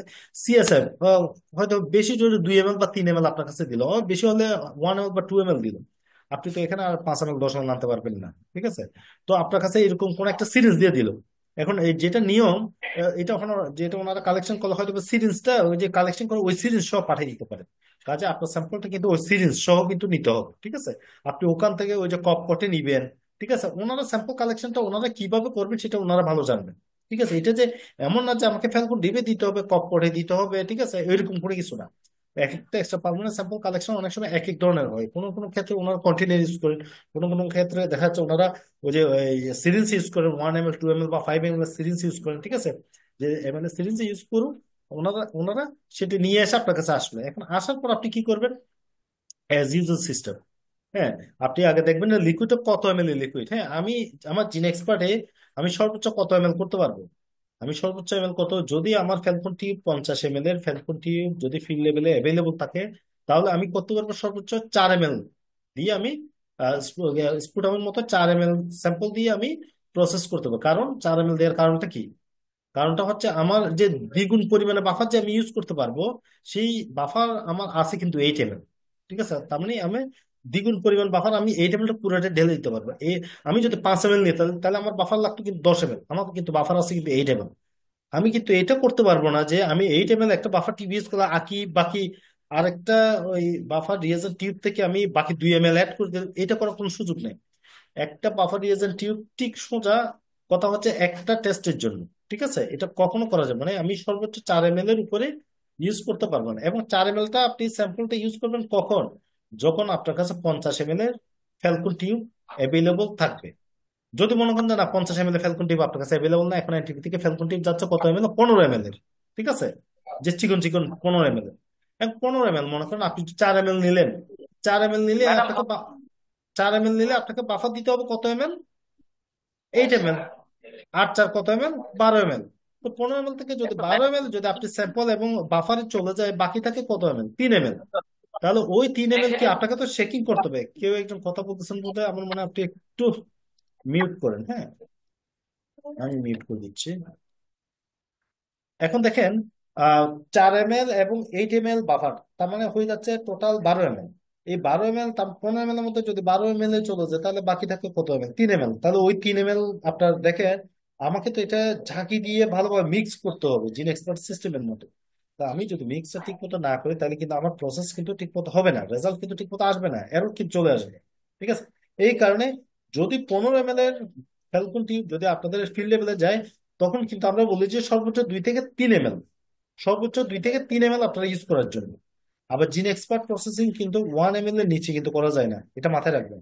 মানে কোনো স্যাম্পল যদি আপনার কাছে যদি 1 ml পাঠায়, তাও কিন্তু আপনি করতে পারবেন কোনো একটা সিরিঞ্জে করে, কারণ এগুলো তো এক্সট্রা পালমোনারি ফ্লুইড, আপনার কাছে এত বেশি পাঠানোর মতো ফ্লুইড নাও থাকতে পারে, ঠিক আছে? হ্যাঁ, আপনাকে সিরিঞ্জ করে হয়তো 1 ml দিল, আপনি কিন্তু 1 ml কিন্তু ফেরত দিবেন না। আপনি 1 ml, জিন এক্সপার্ট আমার 1 ml পর্যন্ত ইজিলি করতে পারি আমরা। হ্যাঁ, তাহলে 1 ml এর সাথে 2 ml বাফার দিয়ে টোটাল হয়ে গেল কত, 3 ml। আমি ভালো করে মিক্স করলাম, মিক্স করার পর হচ্ছে 2 ml আমি কার্ডেজে দিয়ে দিই, ঠিক আছে? তাহলে এই জিনিসটা আচ্ছা। হচ্ছে কি একই সিস্টেম। হ্যাঁ, তাহলে 15 ml যদি আমার ফ্যালকন টিউব যদি থাকে, তাহলে সেই ক্ষেত্রে আমি স্যাম্পলটা ইউজ করতে পারবো 2 থেকে সর্বোচ্চ 3 ml। আমি ধরে নিচ্ছি 3 ml আমি ইউজ করলাম, তাহলে আমার বাফার ইউজ করতে হবে 6 ml। 6 আর 3 কত, 9 ml। 9 6 15, তাহলে আরো 6 ml এর মতো আমার ফ্যালকন টিউবের জায়গা খালি থাকবে, ওইটাই আমার এনাফ। আমার ভালো করে মিক্স করার জন্য এনাফ। এবং মিক্সটা এমন ভাবে করতে হবে যাতে ফেনা চলে আসে, এটা স্পুটাম হোক বা এই যে এক্সট্রা পালমোনারি স্যাম্পল হোক, আমার এমন ভাবে মিক্স করতে হবে, ঠিক আছে? ওইভাবে মিক্স করতে হবে কিন্তু। হ্যাঁ, আর 1 ml থাকলে তো আমরা করতে ইজিলি পারতেছি, ঠিক আছে? কিন্তু 1 ml এর নিচে আমার জিন এক্সপার্ট করা সম্ভব না, এবং সেক্ষেত্রে করলে কিন্তু রেজাল্টটা ঠিক আসার সম্ভাবনা থাকবে না। হ্যাঁ, আচ্ছা, এইগুলো হচ্ছে ধরেন আমার যখন এক্সট্রা পালমোনারি স্যাম্পল কি আসবে, লিকুইড ফর্মে আসবে, তখন আমি মাপতে পারবো 1 ml, 2 ml, 3 ml, 4 ml, তাই না? যদি আমার এরকম 5 যদি আসে, আমি কি করব? 5 যদি আমার লিকুইড ফর্মে আসে, সেটাও আমি মাপতে পারবো। হ্যাঁ, কাজটা করতে পারবো, প্রসেস প্রসেস করতে পারবো। কিন্তু যদি আমার সব স্টিক আসে, তাহলে আমি কি করবো? সব স্টিকে তো ধরেন এর উপর সব একটা স্টিকে কটন বাদ দিয়ে আপনাকে জাস্ট একটু মোড়াইয়ে দিয়ে দিল, তাইলে এটা ক্ষেত্রে তো আপনি 1 ml, 2 ml থেকে মাপবেন, এটা তো কোনো লিকুইড না, এটা জাস্ট ওই যে কটনের মতো হালকা একটু লেগে আছে, তাই না? তাহলে কি করবেন আপনি? এই ক্ষেত্রে করার উদ্দেশ্যটা হচ্ছে আপনি যে সব টিউবটা ইউজ করতেছেন, সে সব টিউবে যে কটন বারটা যে ডুবানো থাকে, মানে কটন বার তো ঢুকানো থাকে, তো সব টিউবের তলায় কটন বারের এই এতটুকু পর্যন্ত, মানে যেখানে ব্লাড আছে আর কি, ততটুকু পর্যন্ত আপনি কি করবেন? Normal saline, normal saline water যদি থাকে স্যালাইন ওয়াটার দিতে পারেন, অথবা যদি না থাকে আপনি চাইলে ওই যে টিউবের বাফার রিয়েজেন্টের টিউব থেকেও আপনি বাফারটা দিতে পারেন। বাফারটা দেওয়ার পর মানে দিয়ে এমন ভাবে দিতে হবে যাতে সব টিউবটা আপনার ডুবন্ত অবস্থায় থাকে, না ডুবলে হবে না। আপনার এই সব টিউবটা যদি মনে হয় এতটুকু পর্যন্ত, এতটুকু দিলে হবে না, আপনাকে ডুবন্ত পর্যন্ত, মানে আবার বেশি খুব বেশি না, কটনটা ডুবানো পর্যন্ত আপনাকে কি করতে হবে, কি দিতে হবে, ওই যে বাফার রিয়েজেন্টটা দিতে হবে। দেওয়ার পর আপনাকে ভালোভাবে শেক করতে হবে, এমন ভাবে শেক করতে হবে যাতে এই যে টিউবের না গঠনের উপরে যে ব্লাড বা বলেন সব যে আপনার মিক্স আছে, সেটা যাতে ওয়াশ হয়ে যায়। হ্যাঁ, মানে এমন ভাবে মিক্স করতে, ভালোভাবে মিক্স করতে যাতে এটা ভালোভাবে ওয়াশ হয়ে যায়, তখন এই ওয়াশ করা স্যাম্পল পুরো রিয়েজেন্ট বাফার সহটাই হচ্ছে পুরো স্যাম্পল হিসেবে আমাকে কাউন্ট করতে হবে, ঠিক আছে? এটা বুঝে গেছে কথাটা নাকি? একটু বলুন তো। যে অনেকটা ওই এটা স্টুলের মতোই আর কি সেটা। হ্যাঁ হ্যাঁ, অনেকটা স্টুলের মতো আর কি, কিন্তু এই ক্ষেত্রে হচ্ছে আমরা ওই সব টিউবের মতো করতে হবে। এটা আবার কটনটা আমি ওই ফ্যালকন টিউবে নিলে হবে না, আমার সব টিউবে যে না। যেটা দিবে সেটার মধ্যে কটনটা আমি ডুবাই রাখবো, ঠিক আছে? কোথায়? নর্মাল স্যালাইন বা বাফার রিয়েজেন্ট। যদি নর্মাল স্যালাইন না থাকে, আমার বাফার রিয়েজেন্ট দিয়ে আমি সেটা ডুবাই রাখবো। ডুবাই রাখার পর ভালোভাবে মিক্স করবো যাতে এটা মিক্সটা হয়ে যায়, না হলে কিন্তু মিক্স না হলে তাও ঠিক মতো রেজাল্ট আসবে না, ঠিক আছে? মিক্স হওয়ার পর আচ্ছা। তখন পুরোটাকে আচ্ছা। আমি স্যাম্পল হিসেবে কাউন্ট করবো। তখন আমি অ্যাজ ইউজুয়াল 1 ml এর সাথে স্যাম্পল 1 ml এর সাথে 2 ml বাফার ইউজ করব। ইউজ করার পর শেকিং করব, 10 মিনিট রাখবো, আবার শেকিং করব, 5 মিনিট রাখবো, তারপর হচ্ছে 2 ml দিয়ে আমি জিন এক্সপোর্ট কার্ট্রিজে দিয়ে টেস্ট করে ফেলবো, ঠিক আছে? এই জিনিসটা বুঝে গেছে কতটা? এই কথা একটু এটা একটু এটা আমি একটু মানে বুঝি। সেটা হলো যে এটা আবার এটা যে ওই রিয়েজেন্টের যে বাফারটা যে আছে, সেই বাফারের বোতল থেকে আমরা হচ্ছে যে ওর এটা এই ঢাকনাটা খুলে লিডটা খুলে আমার এই সফট স্টিকটা ওখানে হচ্ছে যে আমি দিয়ে দিতে পারবো কিনা, দিয়ে ভালোভাবে ওই যে স্টুল যেরকম ঘষে ঘষে আমরা হচ্ছে ইয়ে করলাম হার্ড স্টুলটা, এইরকম এটাকে ঘষে ঘষে দেখবো যে এটা হচ্ছে আমার সফট স্টিক থেকে সম্পূর্ণটা রিমুভ হয়ে আমার রিয়েজেন্টের সাথে মিশে গেল কিনা। তারপর আমি ওটা বন্ধ করে ঝাঁকাবো, যে যেভাবে যাবো পরে। না, সেটা হচ্ছে আপনি আপনার টেকনিক ইউজ করতে পারেন, তবে আমরা যেটা বলি যে এজ ইজ সিস্টেমে হচ্ছে আপনার কটনটাকে আপনি ওই ওয়াশ করা, মানে আমার মূল জিনিসটাকে ওয়াশ করা, ঠিক আছে? ওইটাকে স্যাম্পল হিসেবে নিয়ে আমি পরবর্তীতে ফ্যালকন টিভি হ্যাঁ। দিলাম কিন্তু, হ্যাঁ ঠিক আছে, ফ্যালকন টিভি দিলে যেখানে আমার বাফার সহ আসবে 2 ml, ঠিক আছে? হ্যাঁ, দেওয়ার পর হচ্ছে আপনি ভালোভাবে মিক্স করতে পারলেন, মিক্স করে দেন হচ্ছে আচ্ছা, আপনি এই সেটা। জায়গাটা কি বলবো দাদা, হুম হুম। সেটা হচ্ছে যে আমি প্রথম যে কাজটা করলাম তাহলে ওটা ওইরকম না। প্রথম কাজটা হলো যে আমি বাফার রিয়েজেন্টটা দিয়ে আমার এই সোয়াব স্টিকের স্যাম্পলটা জাস্ট একটু রিমুভ করে ফ্যালকন টিউবে নিয়ে 1:2 অনুপাতে দিয়ে কাজ করবো। হ্যাঁ হ্যাঁ হ্যাঁ হ্যাঁ, 1:2 অনুপাতে আচ্ছা, নিয়ে আমি এটাকে এক্ষেত্রে জাস্ট শুধুমাত্র ওয়াশটা করার জন্য, ঠিক আছে? আমি বাফারটা ইউজ করি শুধুমাত্র ওয়াশটা করার। এক্ষেত্রে আমি আর একটু একটু আর একটু এমন বলি। আর আরেকটা জিনিস হচ্ছে কি, ওই যে আপনি যে ওই বাফার থেকে দিবেন এমন কোনো কথা নাই, ঠিক আছে? আপনার বাফার শর্টেজ থাকতে পারে, তাই না? বাফার তো জি আমাদের কাছে অনেক সময় এক্সট্রা থাকে, তাই না? এক্সট্রা বাফার থাকতে জি পারে, জি ঠিক আছে? আপনি এক্সট্রা বাফার থেকে আপনি দিয়ে দেবেন, অন্য একটা বাফার ইউজ করলেন স্টুডেন্ট এই পাসের স্যাম্পলের ক্ষেত্রে, ঠিক আছে? হ্যাঁ, এটাই। হ্যাঁ, কি জানি বললেন, বলুন। আচ্ছা, পাসের স্যাম্পলে তো এই যে স্টিক, সোয়াব স্টিক দ্বারা যেগুলো আসবে, এখানে তো বেশিরভাগ ব্লাড মিক্স থাকার কথা এক্স্যাক্টলি, বা হ্যাঁ থাকে। হ্যাঁ হ্যাঁ হ্যাঁ হ্যাঁ, এই কথাটা আমি তখন আমরা আসতেছি। সেটা কি করবো? হ্যাঁ, এখন কথাটা আমরা সবসময় বলি যে জিন এক্সপার্টের মধ্যে ব্লাড মিক্স করা কোনো স্যাম্পল ইউজ করা যাবে না, ঠিক আছে? হ্যাঁ, তবে আমাদের প্র্যাকটিক্যাল এক্সপিরিয়েন্স আছে যে যে কোনো এক্সট্রা পারমানেন্ট স্যাম্পল নিতে গেলে এগুলোতে নিডল দিয়ে নেয়, তাই না? কিছু না কিছু ব্লাড থাকবে, যে কোনো শুধু পাঁচ সোয়াবের জি। ক্ষেত্রে না, যে কোনো স্যাম্পলে কিছু না কিছু ব্লাড থাকবে। ওই ব্লাড যুক্ত স্যাম্পল যখন আপনার ডাইলিউট করেন তখন কিন্তু ব্লাডটা কিন্তু ডাইলিউশন হয়ে যায়, বুঝতে পারছেন? ওইটা কিন্তু আপনার জিন এক্সপার্টে তখন হুম। কোনো প্রবলেম করে না, ওইটার জন্য কোনো এরর দেয় না। ঠিক পাঁচ 50% স্যাম্পলের পর্যন্ত ক্ষেত্রেও। ব্লাড নেওয়ার কথা বলে। জি জি, হ্যালো। কাশির ক্ষেত্রেও যদি হচ্ছে যে আমরা ট্রেনিং করছি তখন বলছে যে 60% পর্যন্ত যদি এই কাশির মধ্যে দেখা গেল যে ব্লাড মিশ্রিত আছে, হুম হুম। তাহলে ওটাও টেস্ট করা যাবে। আচ্ছা আচ্ছা, না কোনো অসুবিধা নেই, সেটাও আমরা তো স্পুটামের মধ্যে এখনো বলি নাই যে, ঠিক আছে, যে ব্লাড থাকলেই যে করা যাবে না সেটা না। ব্লাড মানে ব্লাডের পরিমাণটা দেখতে হবে। এখন দেখা যাচ্ছে আপনি কোনো একটা কপটের মধ্যে আপনি স্পুটাম নিয়ে আসছেন, কথাটা বুঝে নেন।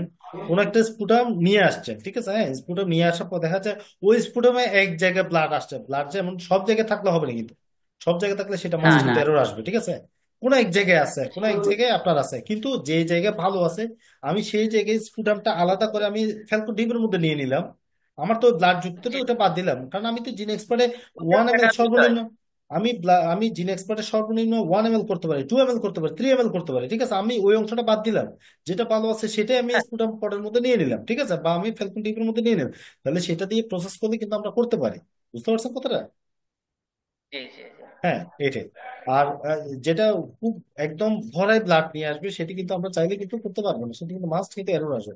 শুধু শুধু ওইটার জন্য হুম। আমরা একটা কার্ডিস আমরা এনটিপি থেকে হয়তো বা এমনিতে দিচ্ছে বিদায় কিন্তু আমরা কার্ডিস নষ্ট করতে পারি না, কিন্তু একটা কার্ডিসের দাম কিন্তু 1,000 টাকার উপরে, কিন্তু হ্যাঁ $10 উপরে পড়ে কিন্তু, ঠিক আছে? হ্যাঁ, আমি বরঞ্চ বলতে পারি যে যখন খুব বেশি ব্লাড আসবে তখন তার উচিত যে আগে ডাক্তারের কাছে গিয়ে ব্লাডটা বন্ধ করা, ঠিক আছে? তাকে আমি আরেকটা ব্লাড কপট দিলাম, তখন আমি তাদেরকে বললাম যে আপনি আগে ডাক্তার কাছে যান, আপনার মুখ দিয়ে খুব ব্লাড আসতেছে, ঠিক আছে, বা আপনার স্পুটাম দিয়ে ব্লাড আসতেছে, এটা তো আপনি স্যাম্পল আগে। কাশির ক্ষেত্রে আমরা করি, কিন্তু হচ্ছে এই যে এই সোয়াবের ক্ষেত্রে যেটা, সেই হুম। ক্ষেত্রে কি হবে? না না, সবের ক্ষেত্রে তো এটা বললাম তো, এটা সবের ক্ষেত্রে তো আপনার কি পুরো সব হয়তো বা আপনার ব্লাড থাকবে, বুঝছেন? হ্যাঁ, কিন্তু এটা তো আপনার হ্যাঁ হ্যাঁ। ডাইলিউট হচ্ছে, তো এটা ডাইলিউট হচ্ছে তো আপনার যে বাফার বা নর্মাল স্যালাইন ওয়াটার দিয়ে ডাইলিউট ওইটা আবার আবার ডাইলিউশন করতেছি কিন্তু আমরা, ঠিক আছে? 1:2 হ্যাঁ ওইটাকে স্যাম্পল হ্যাঁ। ধরো 1:2 এর মধ্যে ডাইলিউশন। মানে সে ব্লাডের পরিমাণটা আরো কমে যাচ্ছে। জি জি। এক জায়গায় এক জায়গায় যখন আমি হচ্ছে যে বাফার রিয়েজেন্ট দিয়ে ধুয়ে নিলাম, তখন তো হচ্ছে ব্লাড একটু ডাইলুট হয়ে গেল, মানে ওর ডাইল ঘনত্বটা কমে গেল, তখন একটু টুতে হ্যাঁ, দিলাম তখন তো আরো কমে গেল। আরো কমে যাবে, তখন কিন্তু আপনার ওইটা জিন এক্সপার্টে কোনো প্রভাব ফেলবে না, বুঝে গেছে কথাটা?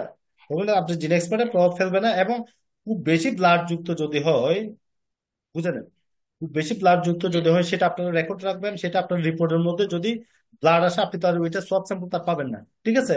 এরর হলে আপনি এরর দিয়ে দিবেন, এটা কারণটা উপযুক্ত কারণটা লিখে দিবেন নিচের দিকে যে এটা ওই স্যাম্পলটা ব্লাডের ছিল, ঠিক আছে, ব্লাড ছিল যার কারণে স্যাম্পলটা এরর আসছে, ঠিক আছে? বুঝতে পারছেন কথা? তখন ডাক্তার বুঝবে ঠিকই। বুঝে গেছে কথাটা? আচ্ছা আচ্ছা। আচ্ছা, তাহলে এক্সট্রা পালমোনারি স্যাম্পলটা তাহলে প্রসেসটা বুঝে গেছে আপনাদের?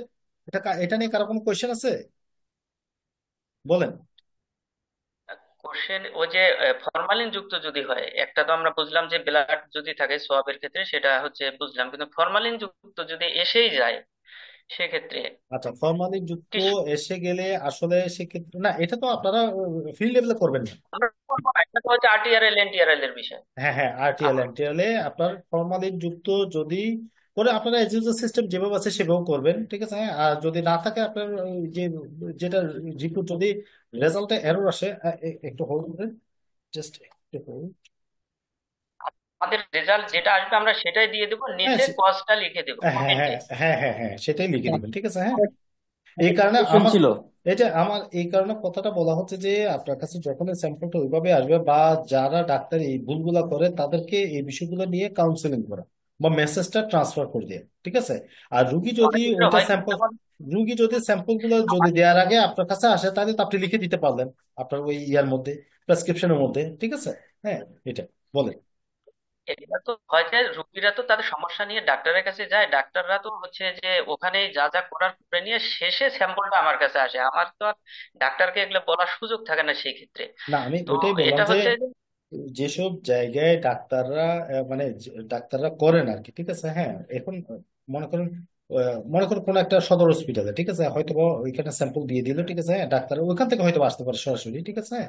তাহলে সেক্ষেত্রে অন্তত আমরা বলবো যে আপনারা ওই যে ডাক্তারদের সাথে একটু যোগাযোগ রাখবেন, ঠিক আছে, যোগাযোগ করবেন, বিষয়টা একটু জানাবেন, ঠিক আছে। আমাদের লোকজন আছে, একটু যোগাযোগ করলে একবার মেসেজ দিয়ে দিলেই হয়ে যাবে মোটামুটি। একবার মেসেজ দিলে হয়ে যাবে, ঠিক আছে। এটা ওনাদের হয়তো বা জানা না থাকতে পারে, সে কারণে, কারণ ওনারা যখনই ওই একটা স্যাম্পল পাঠাবে তখনই চিন্তা করবে যে না, এটা জিন এক্সপোর্ট করতে গেলে এটা অবশ্যই আমাকে ফরমালিন দিয়ে দিতে হবে, এটা আমি কোনো ফরমালিন ছাড়া দিতে হবে বা নর্মাল স্যালাইন দিয়ে দিতে হবে, এটা ওনাদের মাথায় ঢুকে যাবে। আদারওয়াইজ কিন্তু রেজাল্টটা এরর আসে, এটা কিন্তু দুই একবার যখন পাবেন ওনারা নিজে বুঝে যাবেন জিনিসটা, ঠিক আছে, এটাই। অথবা হচ্ছে যে ওই স্যারের সাথে কথা বলার সুযোগ না হলেও ওখানে কমেন্টের জায়গায় সুন্দর করে লিখে দিলেও উনি যখন রিপোর্টটা পড়বেন তখন বিষয়টা হ্যাঁ, জানতে হ্যাঁ, পারবেন। হ্যাঁ, যখন দুই একবার যাবে না তখন এমনিতে বুঝে যাবে, ঠিক আছে। আপনার কাছে আগে আসলে তো তাহলে এটা একটা সুযোগ যে আপনি লিখে দেন। আর আপনার কাছে যদি স্যাম্পল কিন্তু নিয়ে চলে আসে তাহলে কিছু করার নাই, ওই স্যাম্পল রিয়েজেন্ট স্যাম্পল রেজাল্ট ওখানে আপনারা লিখে দিবেন, ঠিক আছে। তাই না?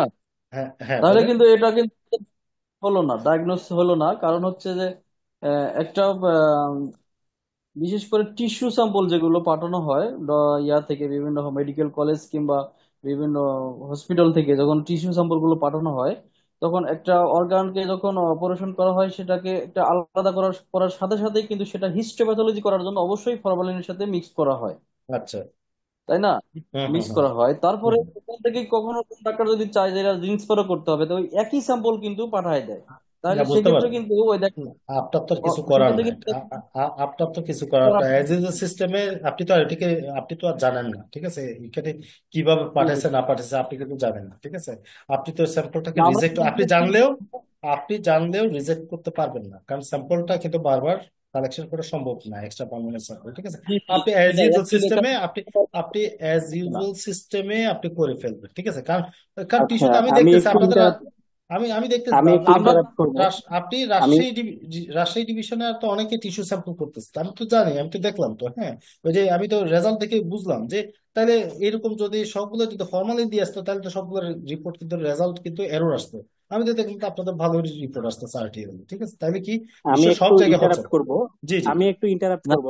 জি, জি, বলেন। আমি আমি একটু ইন্টারাপ্ট করব যে আমাদের এখানে রাজশাহী মেডিকেল থেকে আমাদের ম্যাক্সিমাম টিস্যু স্যাম্পল গুলো আসে, এবং ম্যাক্সিমাম টিস্যু স্যাম্পল গুলোর মধ্যে প্রায় 90% আমরা এনসিওর করি যে এগুলো ফরমালিন নাই, এর মধ্যে নর্মাল স্যালাইন দিয়ে তারা পাঠায়। ওকে, হ্যাঁ, আর এই যে যখন এই যে আমরা নর্মাল বুঝতে পারি, স্যালাইন হ্যাঁ, দিয়ে কিন্তু পাঠাচ্ছে এবং কিন্তু, আমরা হ্যাঁ। তার মানে ওনারা নর্মাল বিষয়টা স্যালাইন দিয়ে জানেন, পাঠাই, তার মানে ওনারা এবং বিষয়টা তারা জানেন, জানে, হ্যাঁ। এবং যখন শুধুমাত্র হিস্টোর জন্য পাঠায় তখন আলাদা একটা স্যাম্পল তারা আলাদা আলাদা ভাবে, করে সেপারেট করে নেয়, এক্স্যাক্টলি। সেপারেট করে তারা পাঠায়। এবং আমরা এটা ইয়াতে অপারেশন থিয়েটারে আমাদের মেসেজ বিভিন্ন মাধ্যমে, আইসিডিআরবি এবং এর মাধ্যমে তাদেরকে মেসেজ পাঠানো হয়েছে এই যে যে আমরা যখন জিন এক্সপার্টের জন্য টিস্যু স্যাম্পল দিবেন তখন অবশ্যই যাতে নর্মাল স্যালাইন ছাড়া আপনারা স্যাম্পল দিবেন না আমাদের এখানে। এক্স্যাক্টলি, এভাবে হ্যাঁ, তাদেরকে মানে এই ডিরেকশন দেওয়া হয়। মেসেজটা ট্রান্সফার করতে হবে, কিন্তু এই মেসেজটা ট্রান্সফার না করলে কিন্তু দেখবেন যে যে বিশেষ করে পাঠাচ্ছে যারা সে, ওটি বয় আছে এবং যারা ইয়াতে আছে তারা এই বিষয়টার সাথে জড়িত, তো হ্যাঁ, হ্যাঁ, হ্যাঁ, এতটুকু আর কি। ধন্যবাদ। বললাম তো, হ্যাঁ, এই মেসেজটা ট্রান্সফার না করলে কি তারা সবসময় কিন্তু ভুল জিনিসটাই যে করে সে সবসময় ভুলেই করবে, ঠিক আছে। আমি বলতে চাচ্ছিলাম কি যে ডিভিশনাল পর্যায়ে হয়তো একটু এরা আগে থেকেই অভ্যস্ত, কিন্তু উপজেলা পর্যায়ে বিশেষ করে এখন এই যে খুব ভালো একটা কথা বলছেন, আমরা আমরা আমাদের টেস্ট পর্যায়ে দেখলাম আসলে এক্সট্রা পার্মানেন্ট স্যাম্পলে যতই আমরা তাদেরকে ট্রেনিং দিই না কেন, উপজেলা পর্যায়ে কিন্তু ওই এক্সট্রা পার্মানেন্ট স্যাম্পল খুব কমই হয়। তা কম হওয়ার পিছনে কারণটা হচ্ছে উপজেলা পর্যায়ে আসলে এই স্যাম্পল গুলো কালেকশন করার মতো ফেসিলিটিস জি বলেন জি অ্যাভেলেবল থাকে না। তবে আমরা বলবো যে যে ফেসিলিটিস আছে বা বিভিন্ন ডায়াগনস্টিক সেন্টার আছে, ঠিক আছে, হ্যাঁ। তো সেই ক্ষেত্রে আবার সব ডায়াগনোসিস সেন্টার হয়তো বা এটা করেও না, ঠিক আছে, হ্যাঁ। তো ক্রিটিক্যাল গুলো আর কি, তো এখন ওখানে না করলে কিন্তু এগুলো সদর লেভেলে হয়, ওখানে না সে করলেও কারণে কিন্তু এগুলো চলে সদর সদর লেভেলে হয় কিন্তু, ঠিক আছে, হ্যাঁ। তো তাদের সদর লেভেলে পাঠিয়ে দিই, তার সদর লেভেল থেকে হবে। কিন্তু যেগুলো পাস্ট আছে এগুলো তো কমন জিনিস, গ্যাস্ট্রিক লেভেস্টাইটিস এগুলো সাধারণত এগুলো কিছু কিছু জিনিস এগুলো কিন্তু আপনার ওই যে উপজেলা লেভেলে হওয়ার কথা। যেমন দেখেন ওই যে এই যে গ্যাস্ট্রিক আচ্ছা, আমি লেভেস্টাইটিস, ঠিক আছে, হ্যাঁ, বলছেন যে বাচ্চাদের ক্ষেত্রে। জি। যদি কোনো কারণে ফরমালিন মিক্সড স্যাম্পল চলেই আসে, সেক্ষেত্রে আমরা টেস্ট করব, প্লাস ইরোরের কারণটা আমরা উল্লেখ করব, এটাই তো কথা নাকি? হ্যাঁ হ্যাঁ, অবশ্যই। আর ফরমালিন আচ্ছা, যুক্ত স্যাম্পল এখানে পাঠাইলে একটা একটা শোনেন, একটা কাজ করে বলছি না, যে ফরমালিন যুক্ত স্যাম্পল আসলে শুধুমাত্র টিস্যুর সাথে আসবে। একটা কথা, টিস্যু সবসময় কিন্তু আরটিএল এনটিএল হবে, এটা মাথায় রাখবে। এটা কিন্তু কখনোই ফিল্ড লেভেলে হবে না, ঠিক আছে? হ্যাঁ, কাজেই জি না, আরটিএল এ যারা আছে টিচিং করা। অবশ্যই তারা কিন্তু এই বিষয়টা মাথায় রাখবে, এবং যারা যেখান থেকে এইরকম আসার সম্ভাবনা আছে তাদেরকে আপনাদের সুপারভাইজার লেভেল দিয়ে অন্তত সেটা কাউন্সিলিং করার চেষ্টা করবে। ডিএসএম ওয়াইড আছেন, আপনাদের ডিভিশনাল টিভি এক্সপার্ট আছেন, ঠিক আছে? হ্যাঁ, কি যেভাবে সুবিধা হবে, বা বিভিন্ন পার্টনার এনজিও যারা আছে, ঠিক আছে, তাদের মাধ্যমে আপনারা সেটা ওনাদেরকে কাউন্সিলিং করার চেষ্টা করবেন। নিশ্চয়ই ওনারা এই জিনিসগুলো মাথায় রাখবেন, ঠিক আছে? আমি তো দেখলাম যে আপনাদের রাজশাহী ডিভিশনে তো আরটিএল এ অনেকগুলো টিস্যু স্যাম্পল করছে। তো হ্যাঁ, ওই সব যদি এভাবে ফরমালিন দিয়ে আসতো তাহলে তো সবগুলো তো আপনার আর এরর সুন্দর করে কত রেজাল্টে আসতো, প্রিভিয়াস ঠিক তো আছে? হ্যাঁ, হ্যালো, প্রিভিয়াস তো ওই পার ডে কতগুলো ইউজ হয়েছে ওইভাবে সুন্দর করে কালকে যেভাবে ইয়ে করলো আসসালামু আলাইকুম। বিপ্লব, আমি কথা বলতে চাচ্ছিলাম। হ্যাঁ, জি জি জি, বলেন। হ্যাঁ, কে? সাইফুল ভাই নাকি? হ্যালো। আমি আসলে কানেক্টেড হয়েছি আগে থেকে। যখন আপনার খেয়াল রাখেন যে যে জায়গায় আপনি মানে ইয়ে করলেন, হ্যাঁ হ্যাঁ। সেই জায়গা থেকে আমি 1-2 মিনিট, আমি ফিল্ডে আছি তো। আচ্ছা আচ্ছা আপনি আচ্ছা আচ্ছা। যখন বলছিলেন আমি ট্রাভেলে গেছিলাম। আচ্ছা, বুঝতে পারছি। আমি ওই যে স্ক্রিন করে দিচ্ছি তো, শেয়ার করছি তো ওগুলো, ওই কারণে আমি আপনাকে হ্যাঁ খেয়াল হ্যাঁ, করতে পারিনি। দেখলাম যে আপনি কন্টিনিউ করছিলেন, আমি কোনো কথা বলিনি। জি জি জি জি জি এখন যেটা হচ্ছে যে আমি 2-3 মিনিট কথা বলে আমি আসলে বের হয়ে যাবো, আমাকে জি একটু জি এখান থেকে আবার সিভিল সার্জন অফিসে যেতে হবে, এখানে কিছু কাজ আছে। জি জি তো জি। যাই হোক, আমার মনে হয় অনেকেই কানেক্টেড হয়েছে। আমার ডিএসএম এর মধ্যে 20 জনকে দেখেছি, আরো অলরেডি 57 জন মনে হয় কানেক্টেড আছে দেখলাম। হ্যাঁ, 57 জন ভাই। হ্যাঁ 57 জন। হ্যাঁ হ্যাঁ হ্যাঁ। আপনার আপনার এই ট্রেনিং প্রোগ্রামটা আসলে খুবই চমৎকার। ভিডিও মানে বিশেষ এবং করে মানে এবং এটার মানে সাকিব ভাই, এটার ভিডিও লিঙ্কটাও আমি দেওয়ার চেষ্টা করবো, ঠিক আছে? হ্যাঁ, যাতে ভিডিও সবার না, সুবিধা হয়। ভিডিও তো দিবেনই, কিন্তু হ্যাঁ ওই যে হ্যাঁ। মানে পুরাটাতেই মোটামুটি ছবি দিয়ে পিকচার দিয়ে আর কি দেখাচ্ছেন, যার জন্য আর কি হুম আমার মনে হয় সহজ হচ্ছে। হুম হুম পার্টিসিপেন্টরাও মনে হয় সবাই বুঝতে পারবে হুম হুম। এইটা। আমার মনে হয় ডিএসএমরা যারা যে কয়জন কানেক্টেড আছে, বাকিটা আমি প্রয়োজনে আমি তাদের সাথে এই বিষয়টা নিয়ে কথা বলবো। জি এখন জি। প্রত্যেকটা সাইটে ট্রেনিং হয়ে গেলে এবারে যারা আগে অলরেডি ফিজিক্যাল ট্রেনিং করেছে অথবা এই যে অনলাইনে, এখন দিস ইজ ফাইনাল, হুম। মোটামুটি ধরে নিতে হবে তাদেরকে মেন্টালি সেট আপ করতে বলেন। এবং জি জি।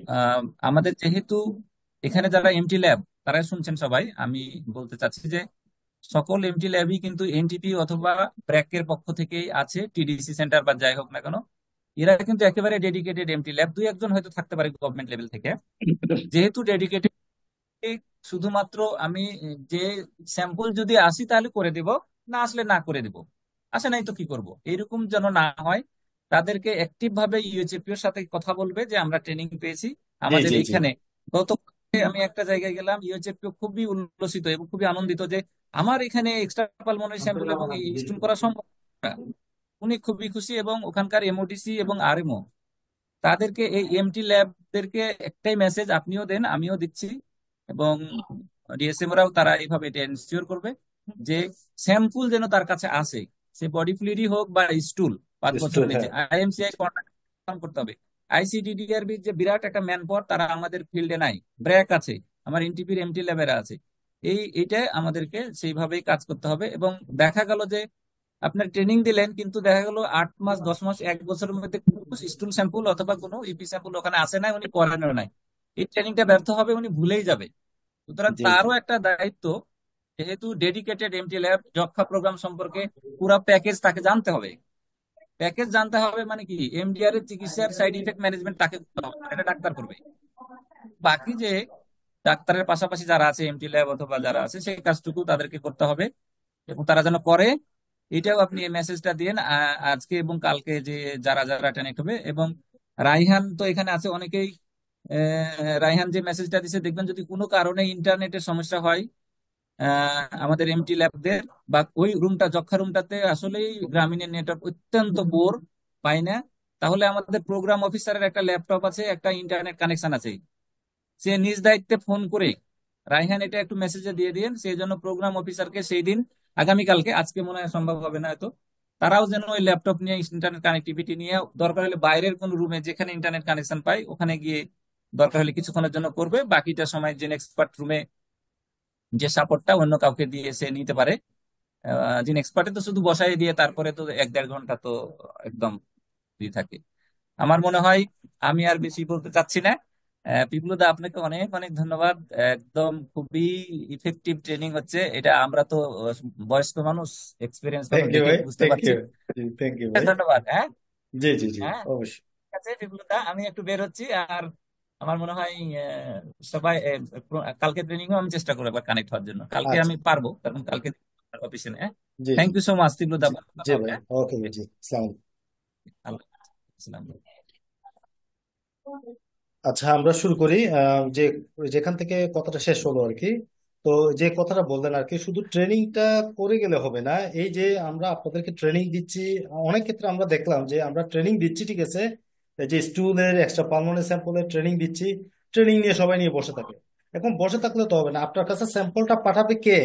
আপনি কি একজন বাচ্চাকে বলতে পারবেন যে আপনার এই বাচ্চার ইয়া করতে হবে? বাচ্চা এবং এক্সট্রা পালমোনারি স্যাম্পলকে তো বলতে পারবেন আপনার অমুকে এক্সট্রা পালমোনারি স্যাম্পল নিয়ে আসেন, আমি টেস্ট করে দিব, রেজাল্ট দিয়ে দিব। আপনি ওই বাচ্চার স্টুল স্যাম্পল নিয়ে আসেন, আমি টেস্ট করে দিব, আমি রেজাল্ট দিয়ে দিব, তারপর আপনি ডাক্তারের কাছে। এইরকম কিন্তু ইস্যুটা এরকম না। এই যে ডাক্তার এবং এক্সট্রা পালমোনারি স্যাম্পল, এই দুইটাই কিন্তু পুরোপুরি কিন্তু আহ, বাচ্চা এবং এক্সট্রা পালমোনারি স্যাম্পল অ্যাডাল্টের ক্ষেত্রে এই দুইটাই কিন্তু পুরোপুরি ডিপেন্ডেন্ট কিন্তু ডাক্তারের উপর। তার মানে কি, ডাক্তারকে আগে জানতে হবে, ডাক্তারকে আগে জানতে হবে, ঠিক আছে, হ্যাঁ, যে ডাক্তার জানতে হবে যে এখানে জিন এক্সপার্ট আছে, সেই ইউএসসি লেভেলে বলেন বা বিভিন্ন সাইটে যে জিন এক্সপার্ট আছে, সেই জিন এক্সপার্ট আগে জানতাম যে আমরা শুধু স্পুটাম হইতো। কিন্তু এখন বর্তমানে এক্সট্রা পালমোনারি স্যাম্পল টেস্ট করার সুযোগ আছে, আমরা চাইলে করতে পারবো, কিন্তু এই মেসেজটা ডাক্তারদের কাছে চাইতে হবে। তো এই মেসেজটা যাওয়ার জন্য আপনারাই কিন্তু এই জিনিসটা অগ্রণী ভূমিকা পালন করতে পারেন।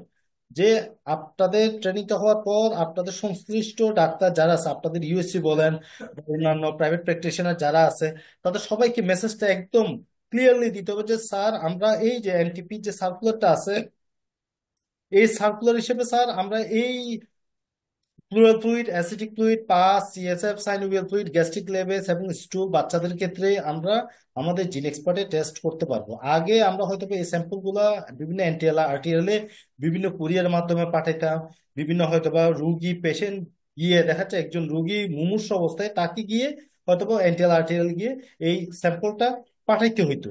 ঠিক আছে, হ্যাঁ, তো এটা রুগীর জন্য কিন্তু অনেক হ্যাসেল কিন্তু, হ্যাঁ, এইটা এখন আর করার সুযোগ দেয় এটা, বরঞ্চ আমি মনে করি এটা রুগীদের জন্য যথেষ্ট উপকৃত যে আমরা যদি এই স্যাম্পল গুলা আমরা আমাদের ফিল্ড লেভেলে ইউএসসি পর্যায়ে যদি করতে পারি, তাহলে কিন্তু এটা প্রকৃতপক্ষে প্রত্যেকের ক্ষেত্রে সুবিধাজনক হবে। ঠিক আছে, কিন্তু এই জিনিসটার ক্ষেত্রে আপনাদের আজকের ট্রেনিং এর পর থেকে আপনাদেরকে অবশ্যই সবাইকে, শুধু ডাক্তার না, ডাক্তার, প্রোগ্রাম অফিসার, ব্রাকে যারা আছে এবং মাঠ পর্যায়ে যারা আছে, তাদের সবাইকে এই ইনফরমেশনটা ট্রান্সফার করতে হবে যে এখন থেকে আমরা, এখন মানে কি আজকে আপনি ট্রেনিং করতেছেন, কালকে থেকে আপনারা এই কাজটা করতে পারবেন, করে আপনারা রিপোর্টটা দিতে পারবেন। ঠিক আছে, এটা মাথায় রাখবেন, কারণ বাচ্চাদের ক্ষেত্রে, স্টুডেন্টের ক্ষেত্রে যে কথাটা বললাম, বাচ্চারা তো আগে ডাক্তারের কাছে আগে তো আর আপনার কাছে যাবে না। আগে ডাক্তার কাছে, ডাক্তার যখন দেখবে তার সাইড সিমটম আছে, তার টিবির দরকার আছে, হ্যাঁ, টিবিও হচ্ছে, তখন তাকে হয়তো বা জিন এক্সপার্ট যখন পাঠায়, তখন বাচ্চার বয়স দেখে আপনি ওই যে স্টুল ফর জিন এক্সপার্ট, তখন বাচ্চা, এই যে ডাক্তারদেরকে আপনি জানেন, ডাক্তার তখন জানবো যে তার বাচ্চার বয়স হচ্ছে 3 বছর বা 5 বছর, তাকে স্টুল করতে হবে, আমি স্টুল দিয়ে দিই, তখন ডাক্তার কিন্তু তাকে রেফার করবে স্টুল করার জন্য। হ্যাঁ, তো এই ইনফরমেশনটা যদি ডাক্তার না জানতো তাহলে কিন্তু এটা করা সম্ভব হয় না। ডাক্তার হয়তো এজ এ আগে যে ক্লিনিক্যাল বেসিসে ট্রিটমেন্ট করতে হয় সেভাবে কিন্তু ট্রিটমেন্টটা দিয়ে দিবে, কিন্তু এইটা জানার পর ডাক্তাররা কিন্তু আর করবে না, ক্লিনিক্যালি যাবে না। আগে কথা হচ্ছে স্টুল প্রসেসের মাধ্যমে, মানে স্টুল টেস্টের মাধ্যমে গিয়ে তারা জানবে, তারপরটাও যে দেখা যাচ্ছে হয়তো স্টুলে না থাকতে পারে বা ডায়াগনোসিস নাও যাইতে পারে, কিন্তু তার কিন্তু টিবির লক্ষণ থাকে, ডাক্তার তাকে ক্লিনিক্যালি ট্রিটমেন্ট দিতে পারে, কিন্তু স্টুলটা টেস্ট করার জন্য তাদেরকে ইয়ে করবে, পাঠাইতে পারে। ঠিক আছে, তো আমার মনে হয় এইটা নিয়ে কি আর কারো কোনো কোয়েশ্চেন আছে? আচ্ছা, আরেকটা জিনিস, সেটা হচ্ছে কি, আপনারা এই যে পালমোনারি স্যাম্পল এবং এক্সট্রা পালমোনারি স্যাম্পল যখন টেস্ট করেন, আমি একটু ইয়ে করি, আপনাদের আপনাদের ডিভিশনে এই যে আপনাদের কি এখন ম্যানুয়ালি রিপোর্ট করতে হয় নাকি? জিন এক্সপার্টে কি ম্যানুয়ালি রিপোর্ট হ্যাঁ, করতে হয়? জি জি, এটাতেই করি। আচ্ছা, এখনো করেন, যাই হোক, এটা ভবিষ্যতে কিন্তু এটা অনলাইন হয়ে যাবে, ঠিক আছে, আপনাদের অ্যাসপেক্ট সিস্টেমে হয়ে যাবে, যদি অ্যাসপেক্ট কানেক্টেড আছে। বিভিন্ন ডিভিশন কিন্তু আস্তে আস্তে অ্যাসপেক্টে যাবে, আমাদের চিটন ডিভিশন পুরাই কিন্তু অ্যাসপেক্টিভ, এখন আর কেউ ম্যানুয়ালি করে না। ঠিক আছে, যাই হোক, যদি আপনারা ম্যানুয়ালি করেন তাহলে আপনারা সেক্ষেত্রে কি করবেন দেখেন, এক্সট্রা পালমোনারি স্যাম্পল যখন করবেন তখন আপনারা এটা কোথায় ফিল আপ করবেন? এই যে আদার্সে এক্সট্রা পার্মানেন্ট স্যাম্পলের কথা আছে না, এই যে এক্সট্রা পার্মানেন্ট স্যাম্পল, ঠিক আছে? এই যে নিউ হলে নিউ, প্রিভিয়াস ট্রিটেড হলে প্রিভিয়াস ট্রিটেড, ঠিক আছে? টোটাল মিলে মনে করেন যে আপনার এতগুলো কাজ করছেন, হ্যাঁ, মনে করেন এটা আরটিএল এর ক্ষেত্রে কিন্তু কোনো এক মাসের টোটাল 239টা ওই মাসের মধ্যে টেস্ট হলো। তার মধ্যে এমটিবি ডিটেক্টেড হচ্ছে কত? 19 জন। 19 এবং শূন্য মানে এই 234 থেকে 19 জন এমটিবি ডিটেক্টেড পাইলে, 5 জন থেকে শূন্যটা পাইলে, হ্যাঁ। তারপর টোটাল হচ্ছে এমটিবি ডিটেক্টেড হচ্ছে 19 জন, হ্যাঁ। এর মধ্যে আর কোনটা পাইছে? আর পাইনি, আর পাইলে কিন্তু এখানে থাকবে। তার মানে 239 জন টেস্ট করছে, তার মধ্যে 19 জন, এই 19 জনের মধ্যে আর হচ্ছে 0 জন, ঠিক আছে? এইভাবে আপনারা ফিল আপ করবেন। এটা হচ্ছে একটা পার্মানেন্ট স্যাম্পলটা যেভাবে ম্যানুয়ালি ফিল আপ করবেন। আর যদি আপনারা ইয়া করেন, আহ, আচ্ছা অ্যাসপেক্টটা পরে আসতেছি আমি। তারপর স্টুলের ক্ষেত্রে কি করবেন? স্টুলের ক্ষেত্রে হচ্ছে জাস্ট এই যে শীটের সাথে ডিএটিপি 10 এর সাথে ডিএটিপি 10 এ স্পুটাম ইপি, মানে স্পুটাম এবং ইপির অংশটা আপনি এখানে বসাবেন। স্টুলের ক্ষেত্রে দেখেন হচ্ছে স্টুল। স্টুলের ক্ষেত্রে দেখেন এখানে যেমন 12টা টেস্ট করছে কি, এই যে প্রিজামটিভ টিবি নিউ, হ্যাঁ, প্রিজামটিভ টিবি নিউ, ছোট বাচ্চা তো প্রিজামটিভ টিবি বেশি সম্ভাবনা বেশি, এই কারণে 12টা টেস্ট হলো। 12টার মধ্যে কোনটা পজিটিভ পাই না, তার না পজিটিভ পাই না, যেটা পাই না সেটা জিরো আসছে, অটোমেটিক রেজাল্ট। ঠিক আপনারা এইভাবে ফিল আপ করে কিন্তু এনটিপিতে পারেন। আপনি টেস্ট করলেন কিন্তু আপনি এখানে ফিল আপ করেন নাই, তাহলে কিন্তু হবে না। আর একটা কথা খেয়াল রাখবেন, এই 12টা স্টুলটা হচ্ছে পুরোটাই আলাদা কিন্তু। এই স্টুলের 12 সংখ্যাটা কিন্তু আমার এখানে থাকবে না, এই টোটাল এই সংখ্যার মধ্যে থাকবে না। ডিএটিপি 10 এ স্পুটাম ইপি, ঠিক আছে, এই স্পুটাম ইপির মধ্যে থাকবে না।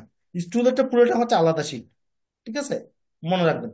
তার মানে স্টুডেন্টের মধ্যে সে 12টা টেস্ট করলো গত মাসে, সরি মে মাসে বোধ হয়, এটা মে মাসে 12টা টেস্ট হলো। আর স্পুটাম ইপির ক্ষেত্রে দেখা যাচ্ছে টোটাল মিলে টেস্ট হলো 1190, ঠিক আছে। তার মানে টোটাল স্যাম্পল টেস্ট হলো 1190 প্লাস এই 12টা, টোটাল মিলে যতটা হয় ততটা, ঠিক আছে এইটা। আর যে কথাটা বলবো, অ্যাসপেক্টের কথাটা বলবো, অ্যাসপেক্ট সিস্টেম, অ্যাসপেক্ট একটু বলি। অ্যাসপেক্টে যখন দেন, অ্যাসপেক্টে আপনারা বোধহয় এন্ট্রি দেন, তাই না? এন্ট্রি দেন তো নাকি? এন্ট্রি দেন না? জি হ্যাঁ, এন্ট্রি দেন। জি দেই। এন্ট্রি দেওয়ার সময় তখন কিন্তু এই যে স্যাম্পল টাইপ, আপনি তো এগুলো তো সবকিছু অ্যাজ ইউজার সিস্টেম অন্য সিস্টেমের মতো হবে, ঠিক আছে, হ্যাঁ। অন্যগুলো যেভাবে লিখেন সেভাবে লিখবেন। স্যাম্পল টাইপ কিন্তু এখানে 3টা অপশন আছে, একটা হচ্ছে পালমোনারি, একটা হচ্ছে এক্সট্রা পালমোনারি, একটা হচ্ছে স্টুল, ঠিক আছে। Pulmonary, extra pulmonary, স্টুল। তাহলে আপনারা কি দিবেন? পালমোনারির ক্ষেত্রে এক্সট্রা পালমোনারি দিবেন, ঠিক আছে, স্যাম্পল টাইপ। আর স্টুলের ক্ষেত্রে অবশ্যই স্টুল দিবেন, কারণ আপনি যদি এখানে স্টুল না দেন তাহলে কিন্তু সেটাই স্টুল হিসেবে ওখানে হিসেবটা কাউন্টটা হবে না। বুঝে গেছে কথাটা? আর আচ্ছা, এক্সট্রা পালমোনারি যদি সিলেক্ট রাখেন তাহলে কিন্তু এক্সট্রা পালমোনারি হিসেবে অ্যাসপেক্টে কাউন্ট হবে, যেহেতু পরে কিন্তু রিপোর্টটা অ্যাসপেক্ট আলাদা। থেকে আপনি পরে অ্যাসপেক্ট থেকে যখন কাউন্ট করবেন দেখবেন যে হিসেবে মিলবে না, ঠিক আছে, এটা মাথায় রাখবেন, হ্যাঁ। বলেন, এখানে কারো কোনো কোয়েশ্চেন আছে? এবার বলেন। তাহলে আপনাদের এই কাজটা হচ্ছে যে এই শীটটা দিয়ে, এই শীটটা মানে এনটিপির এই সার্কুলারটা দিয়ে সবাইকে একদম অ্যাসপেক্টের বিষয়টা আপনি একটু বলেন। আমি একটু এক্সপেক্ট আসতেছি। তার মানে আপনাদের কাজটা হচ্ছে এই ট্রেনিং এর পর সবাইকে, ডাক্তার, আপনার ফিল্ড লেভেলের স্টাফ যারা আছে সবাইকে এই শীটটা দিয়ে কাউন্সেলিং করে যে এই এই স্যাম্পল গুলো আমরা করতে পারবো যদি ওনারা কালেকশন করে নিয়ে আসতে পারেন, ঠিক আছে, একদম ক্লিয়ার কথা। এবং অবশ্যই টিস্যু ফরমালিনের কথা তো আপনারা সেটা বলতে পারেন যে এটা আরটিএল এনটিএল হবে, ঠিক আছে, এবং ইউরিন শো, ঠিক আছে, হ্যাঁ এটা। এবার দাদা, বলেন, হ্যাঁ হ্যাঁ বলেন। স্টুল টেস্টের জন্য কি কোনো লজিস্টিক দিবেন না? না না, স্টুল টেস্টের এ- জন্য এ- আলাদা কোনো লজিস্টিক্স এর দরকার নাই তো। আপনি খেয়াল করেন না ওই মনে হয় কথাটা। কন্টেনারে দেওয়া হবে, আর কন্টেইনার হচ্ছে হচ্ছে যে আমরা যে আমার কন্টেইনার, যেটা ওই কন্টেইনার তো আমার স্পুটাম টপপট আছে, ঠিক আছে। আর যে বেম্বু স্টিকের, স্টিক দিয়ে ওটা কাজ করবে। কোনটা? বেম্বু স্টিক যেটা আছে সেটা দিয়ে কাজ করবো বুঝি নাই। ব্যাম্বু আমাদের স্টিক এই দিয়ে কাজ করবেন দাদা, ব্যাম্বু স্টিক দিয়ে কাজ করবেন। ও হ্যাঁ হ্যাঁ, ব্যাম্বু স্টিক, হ্যাঁ ব্যাম্বু স্টিক আর কি, যেটা দিয়ে আপনি ওই যে স্টুল নেওয়ার ক্ষেত্রে যেটা তাহলে তো ব্যাম্বু আর স্টিক ইউজ করবেন, কোনো সমস্যা। ঠিক আছে, ব্যাম্বু স্টিক ইউজ ওকে, করবেন, ঠিক আছে, এটাই। এবং আর সবসময় খেয়াল আলাদা রাখবেন যে রেজিস্টার লাগবে কি? না না, আলাদা কোনো রেজিস্টার লাগবে না। মূল রেজিস্টার যেটা, সেই রেজিস্টার আপনি স্যাম্পল ইউজ করতেছেন না, 1 2 3 ইপি 4 করে ইপির সিরিয়ালে যেটা আসবে ইপির সেটা। ক্ষেত্রেও এবং হ্যাঁ হ্যাঁ, ডিআরটিপি 05 ফাইভ যেভাবে ফাইভ আপনারা, জিরো ডিআরটিপি ফাইভ 05, হ্যাঁ হ্যাঁ, যেভাবে শুধুমাত্র স্টুলটা যে স্টুল সেটা লেখার জন্য আপনি অবশ্যই রিমার্কসে লিখে দিবেন স্টুল, যে আপনি কয়টা করছেন, নাহলে তো আপনি বুঝতে পারবেন না। আর ইপির ক্ষেত্রেও একই একই রেজিস্টার, এক্সট্রা পালমোনা স্যাম্পলের একই সেম ক্ষেত্রে। সেম সেম ঠিক রেজিস্টার, ঠিক একই ঠিক সিরিয়াল নাম্বার, দাদা একই এপি রেজিস্টার থাকবে। স্যাম্পল, হ্যাঁ বলেন। দাদা এপি স্যাম্পল গুলো কি সিক্স কালার মেশিনে করা যায়? বুঝি না, ইপি স্যাম্পল ইপি স্যাম্পল কি 6 কালার মেশিনেও করতে পারবো না? সব মেশিনে করতে হবে, 6 কালার 10 কালার সব মেশিনে করতে পারবে, ঠিক আছে। আচ্ছা, এটা ওই এটার সাথে রিলেটেড না, হ্যাঁ। অ্যাসপেক্টের রিপোর্টিং এর বিষয়টা আবার একটু বলেন, ইপি কেসের ক্ষেত্রে অ্যাসপেক্টের বিষয়টা আবার একটু যদি বলতেন। অ্যাসপেক্টের রিপোর্টিং এর ইস্যু, টুল স্যাম্পল কালেকশনের একটা প্রসিডিওরটা মানে কিভাবে করবে, কিভাবে অ্যাডভাইস করবো টুল স্যাম্পল স্টুল কালেকশনের, স্যাম্পল এইটা কালেকশন। বিষয়টা। আর হচ্ছে টুল স্যাম্পল আচ্ছা, স্টুল স্যাম্পল কালেকশনে কালেকশনের কতক্ষণের মধ্যে টেস্ট করতে হবে? না, এটা কোনো কিছু না, এজ ইউজুয়াল স্পুটামের মতো, ঠিক আছে, সহজ করতে স্পুটামের মতো, ঠিক আছে। হ্যাঁ, সে বাচ্চার প্রথম কথা কালেকশনটা হচ্ছে সকালের স্টুলটা নেবে, সে বাচ্চা যখন স্টুল হবে আর কি, ঠিক আছে, পায়খানা যখন করবে সকালবেলা পায়খানাটা নিবে, এবং সেটা বাচ্চার মায়ে নিবে কপপটের মধ্যে নিয়ে কোনো একটা চামচ বা কোনো একটা কোটে ইউজ করবে, ঠিক আছে। এবং সেখানে আপনার দেখবেন যে অনেক সময় দেখা যাচ্ছে হয়তো বা ইউরিন মিশ্রিত থাকতে পারে, ঠিক আছে, হ্যাঁ। কিন্তু সবসময় অ্যাভয়েড করতে বলবেন যে ইউরিনটা যাতে না থাকে, বুঝে গেছে কথাটা, দাদা ইউরিনটা যাতে না থাকে, হ্যাঁ হ্যাঁ, দাদা বলেন। জি। মনে করেন যে আমার হচ্ছে 4টা মডিউলের মধ্যে আমি 3টাতে কম দিলাম, আর একটাতে কি স্টুল দিয়ে একই সাথে রান দেওয়া যাবে? স্টুল এক্সট্রা পালমোনারি স্যাম্পল রান দিতে পারবে, এটা কোনো সমস্যা না, এটা স্যাম্পল ও যিনি এক্সপার্ট চিনবে যে এটা স্যাম্পল শুধু, এটা স্টুলও বুঝবে না, সে এক্সট্রা পালমোনারি বুঝবে না, বুঝে গেছে কথাটা, ঠিক আছে। আচ্ছা, ইপি কেসের ক্ষেত্রে অ্যাসপেক্টের বিষয়টা আবার একটু বলেন, হ্যাঁ। আচ্ছা, এই যে অ্যাসপেক্টের কথা হচ্ছে, অ্যাসপেক্টে যখন আপনারা এন্ট্রি দেন, তাই না, এজ ইউ সিস্টেমে আপনি পেশেন্ট আইডি, এজ, বয়স টয়স যা আছে সবকিছু দিবেন। ও আচ্ছা, বাচ্চার ক্ষেত্রে যেমন স্টুল যখন করেন তখন এজ, বাচ্চা কিন্তু অনেক সময় এই, 5-6 মাসে বাচ্চা হইতে পারে, তাই না, 5-6 মাসে হইতে পারে না, তখন 5-6 মাস তো আপনি জি আর জি। ওই যে এইজের ক্ষেত্রে 5-6 মাস দিতে পারবেন না, এটাকে 1 বছর নিচে হলে অবশ্যই 1 ইয়ার দিতে হবে, ঠিক আছে, 1 ইয়ার, 1 বছর, ঠিক আছে, 1 বছর নিচে হলে মিনিমাম 1 ইয়ার দিতে হবে, আর 2-3 বছর দিতে পারবেন, ঠিক আছে। আর আর ওগুলো সবকিছু ঠিক হবে, জেন্ডার, অ্যাড্রেস, তার mobile number, referring facility, type of patient, preservative নিয়ে হবে আর কি, হ্যাঁ, পেশেন্ট রিট্রিটমেন্ট, সে কি রিট্রিটমেন্ট আছে কিনা, ঠিক আছে, হ্যাঁ, থাকলে দিবে, না থাকলে নাই। আর স্যাম্পল টাইপের হচ্ছে এইখানে এখানে হচ্ছে আপনার 3টা অপশন থাকবে। যখন ড্রপ ডাউন মেনুতে ক্লিক করবেন, পালমোনারি মানে আমরা স্পুটাম যেটা করি সেটা কি করি, পালমোনারি দিই, ঠিক আছে। আপনার যখন এক্সট্রা পালমোনারি কোনো স্যাম্পল থাকবে তখন আপনি এখানে এক্সট্রা পালমোনারি স্যাম্পলটা হিসেব করবেন, ঠিক আছে, এক্সট্রা পালমোনারি স্যাম্পলটা সিলেক্ট করবেন। স্টুল যখন দিবেন তখন আপনি স্টুলটা সিলেক্ট করবেন, ওখানে স্টুল লেখা থাকবে, ঠিক আছে, আপনি স্টুলটা সিলেক্ট করবেন, ওকে, ক্লিয়ার আচ্ছা ক্লিয়ার। ঠিক আছে। একটু জি জি, জি ক্লিয়ার। কিসে কি ওটা যাবেন যে কখন আসবে, আচ্ছা ঠিক আছে, চলবে, হ্যাঁ ঠিক আছে, হ্যাঁ বলেন, আর কারো কোনো কোয়েশ্চেন আছে?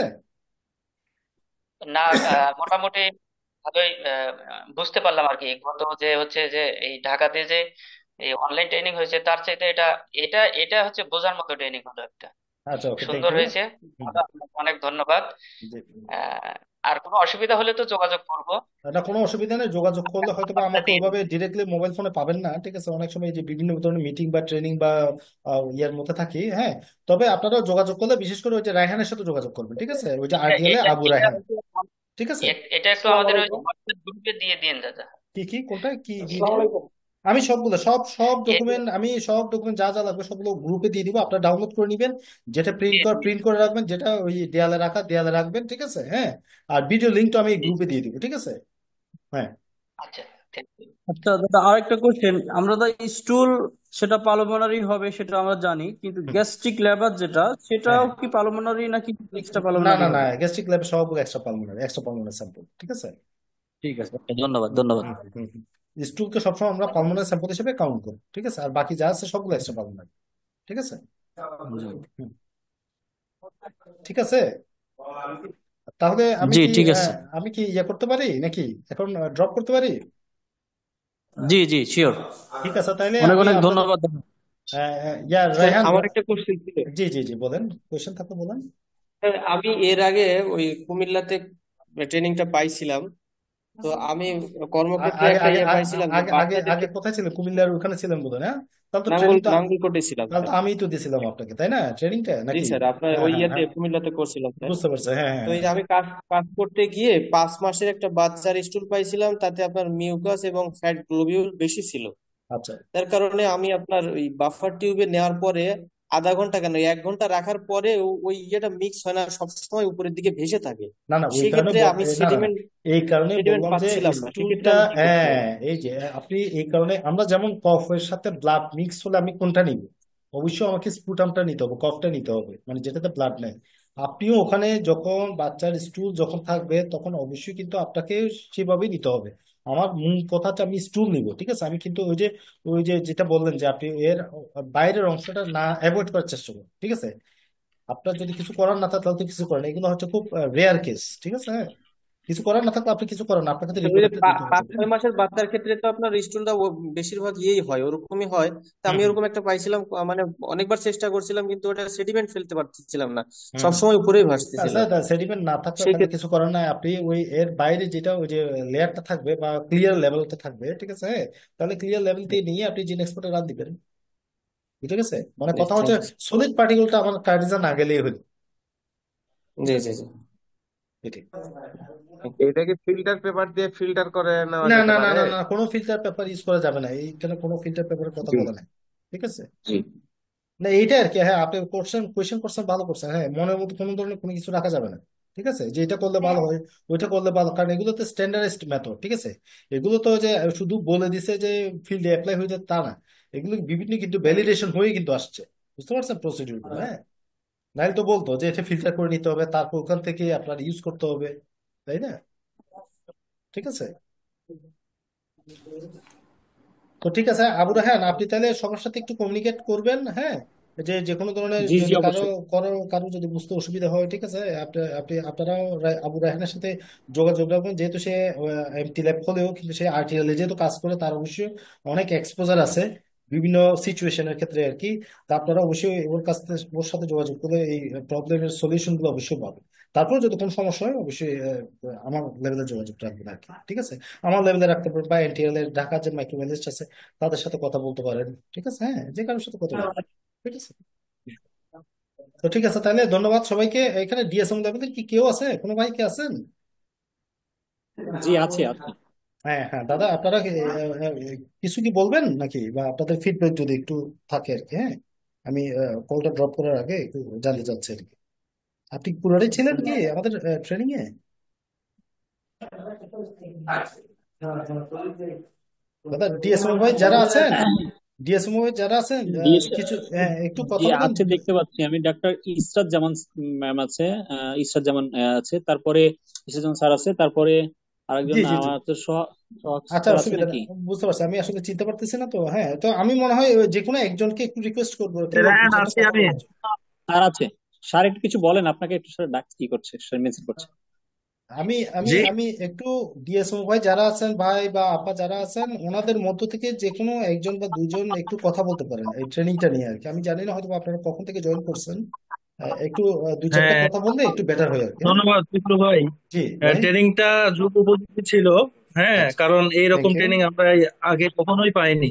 আচ্ছা, থ্যাংক হ্যাঁ, ইউ ভাই। ট্রেনিংটা ভালো ছিল। তারপরেও আমি যেহেতু আমাদের স্যার নতুন, জি কিছু কাজে মাঝখানে ডেকে পাঠিয়েছিল, আমি আসলে মাঝখানে কিছুক্ষণের জন্য ছিলাম না আর কি। জি জি, আচ্ছা হ্যাঁ, আচ্ছা আচ্ছা তবে যতটুকু শুনছি ট্রেনিংটা খুব সুন্দর হয়েছে আর কি। আচ্ছা আচ্ছা, ওকে ঠিক আছে, থ্যাংক ইউ। আর কেউ? ধন্যবাদ। আর কেউ ডিএসএম ওদের পক্ষ থেকে আর কেউ?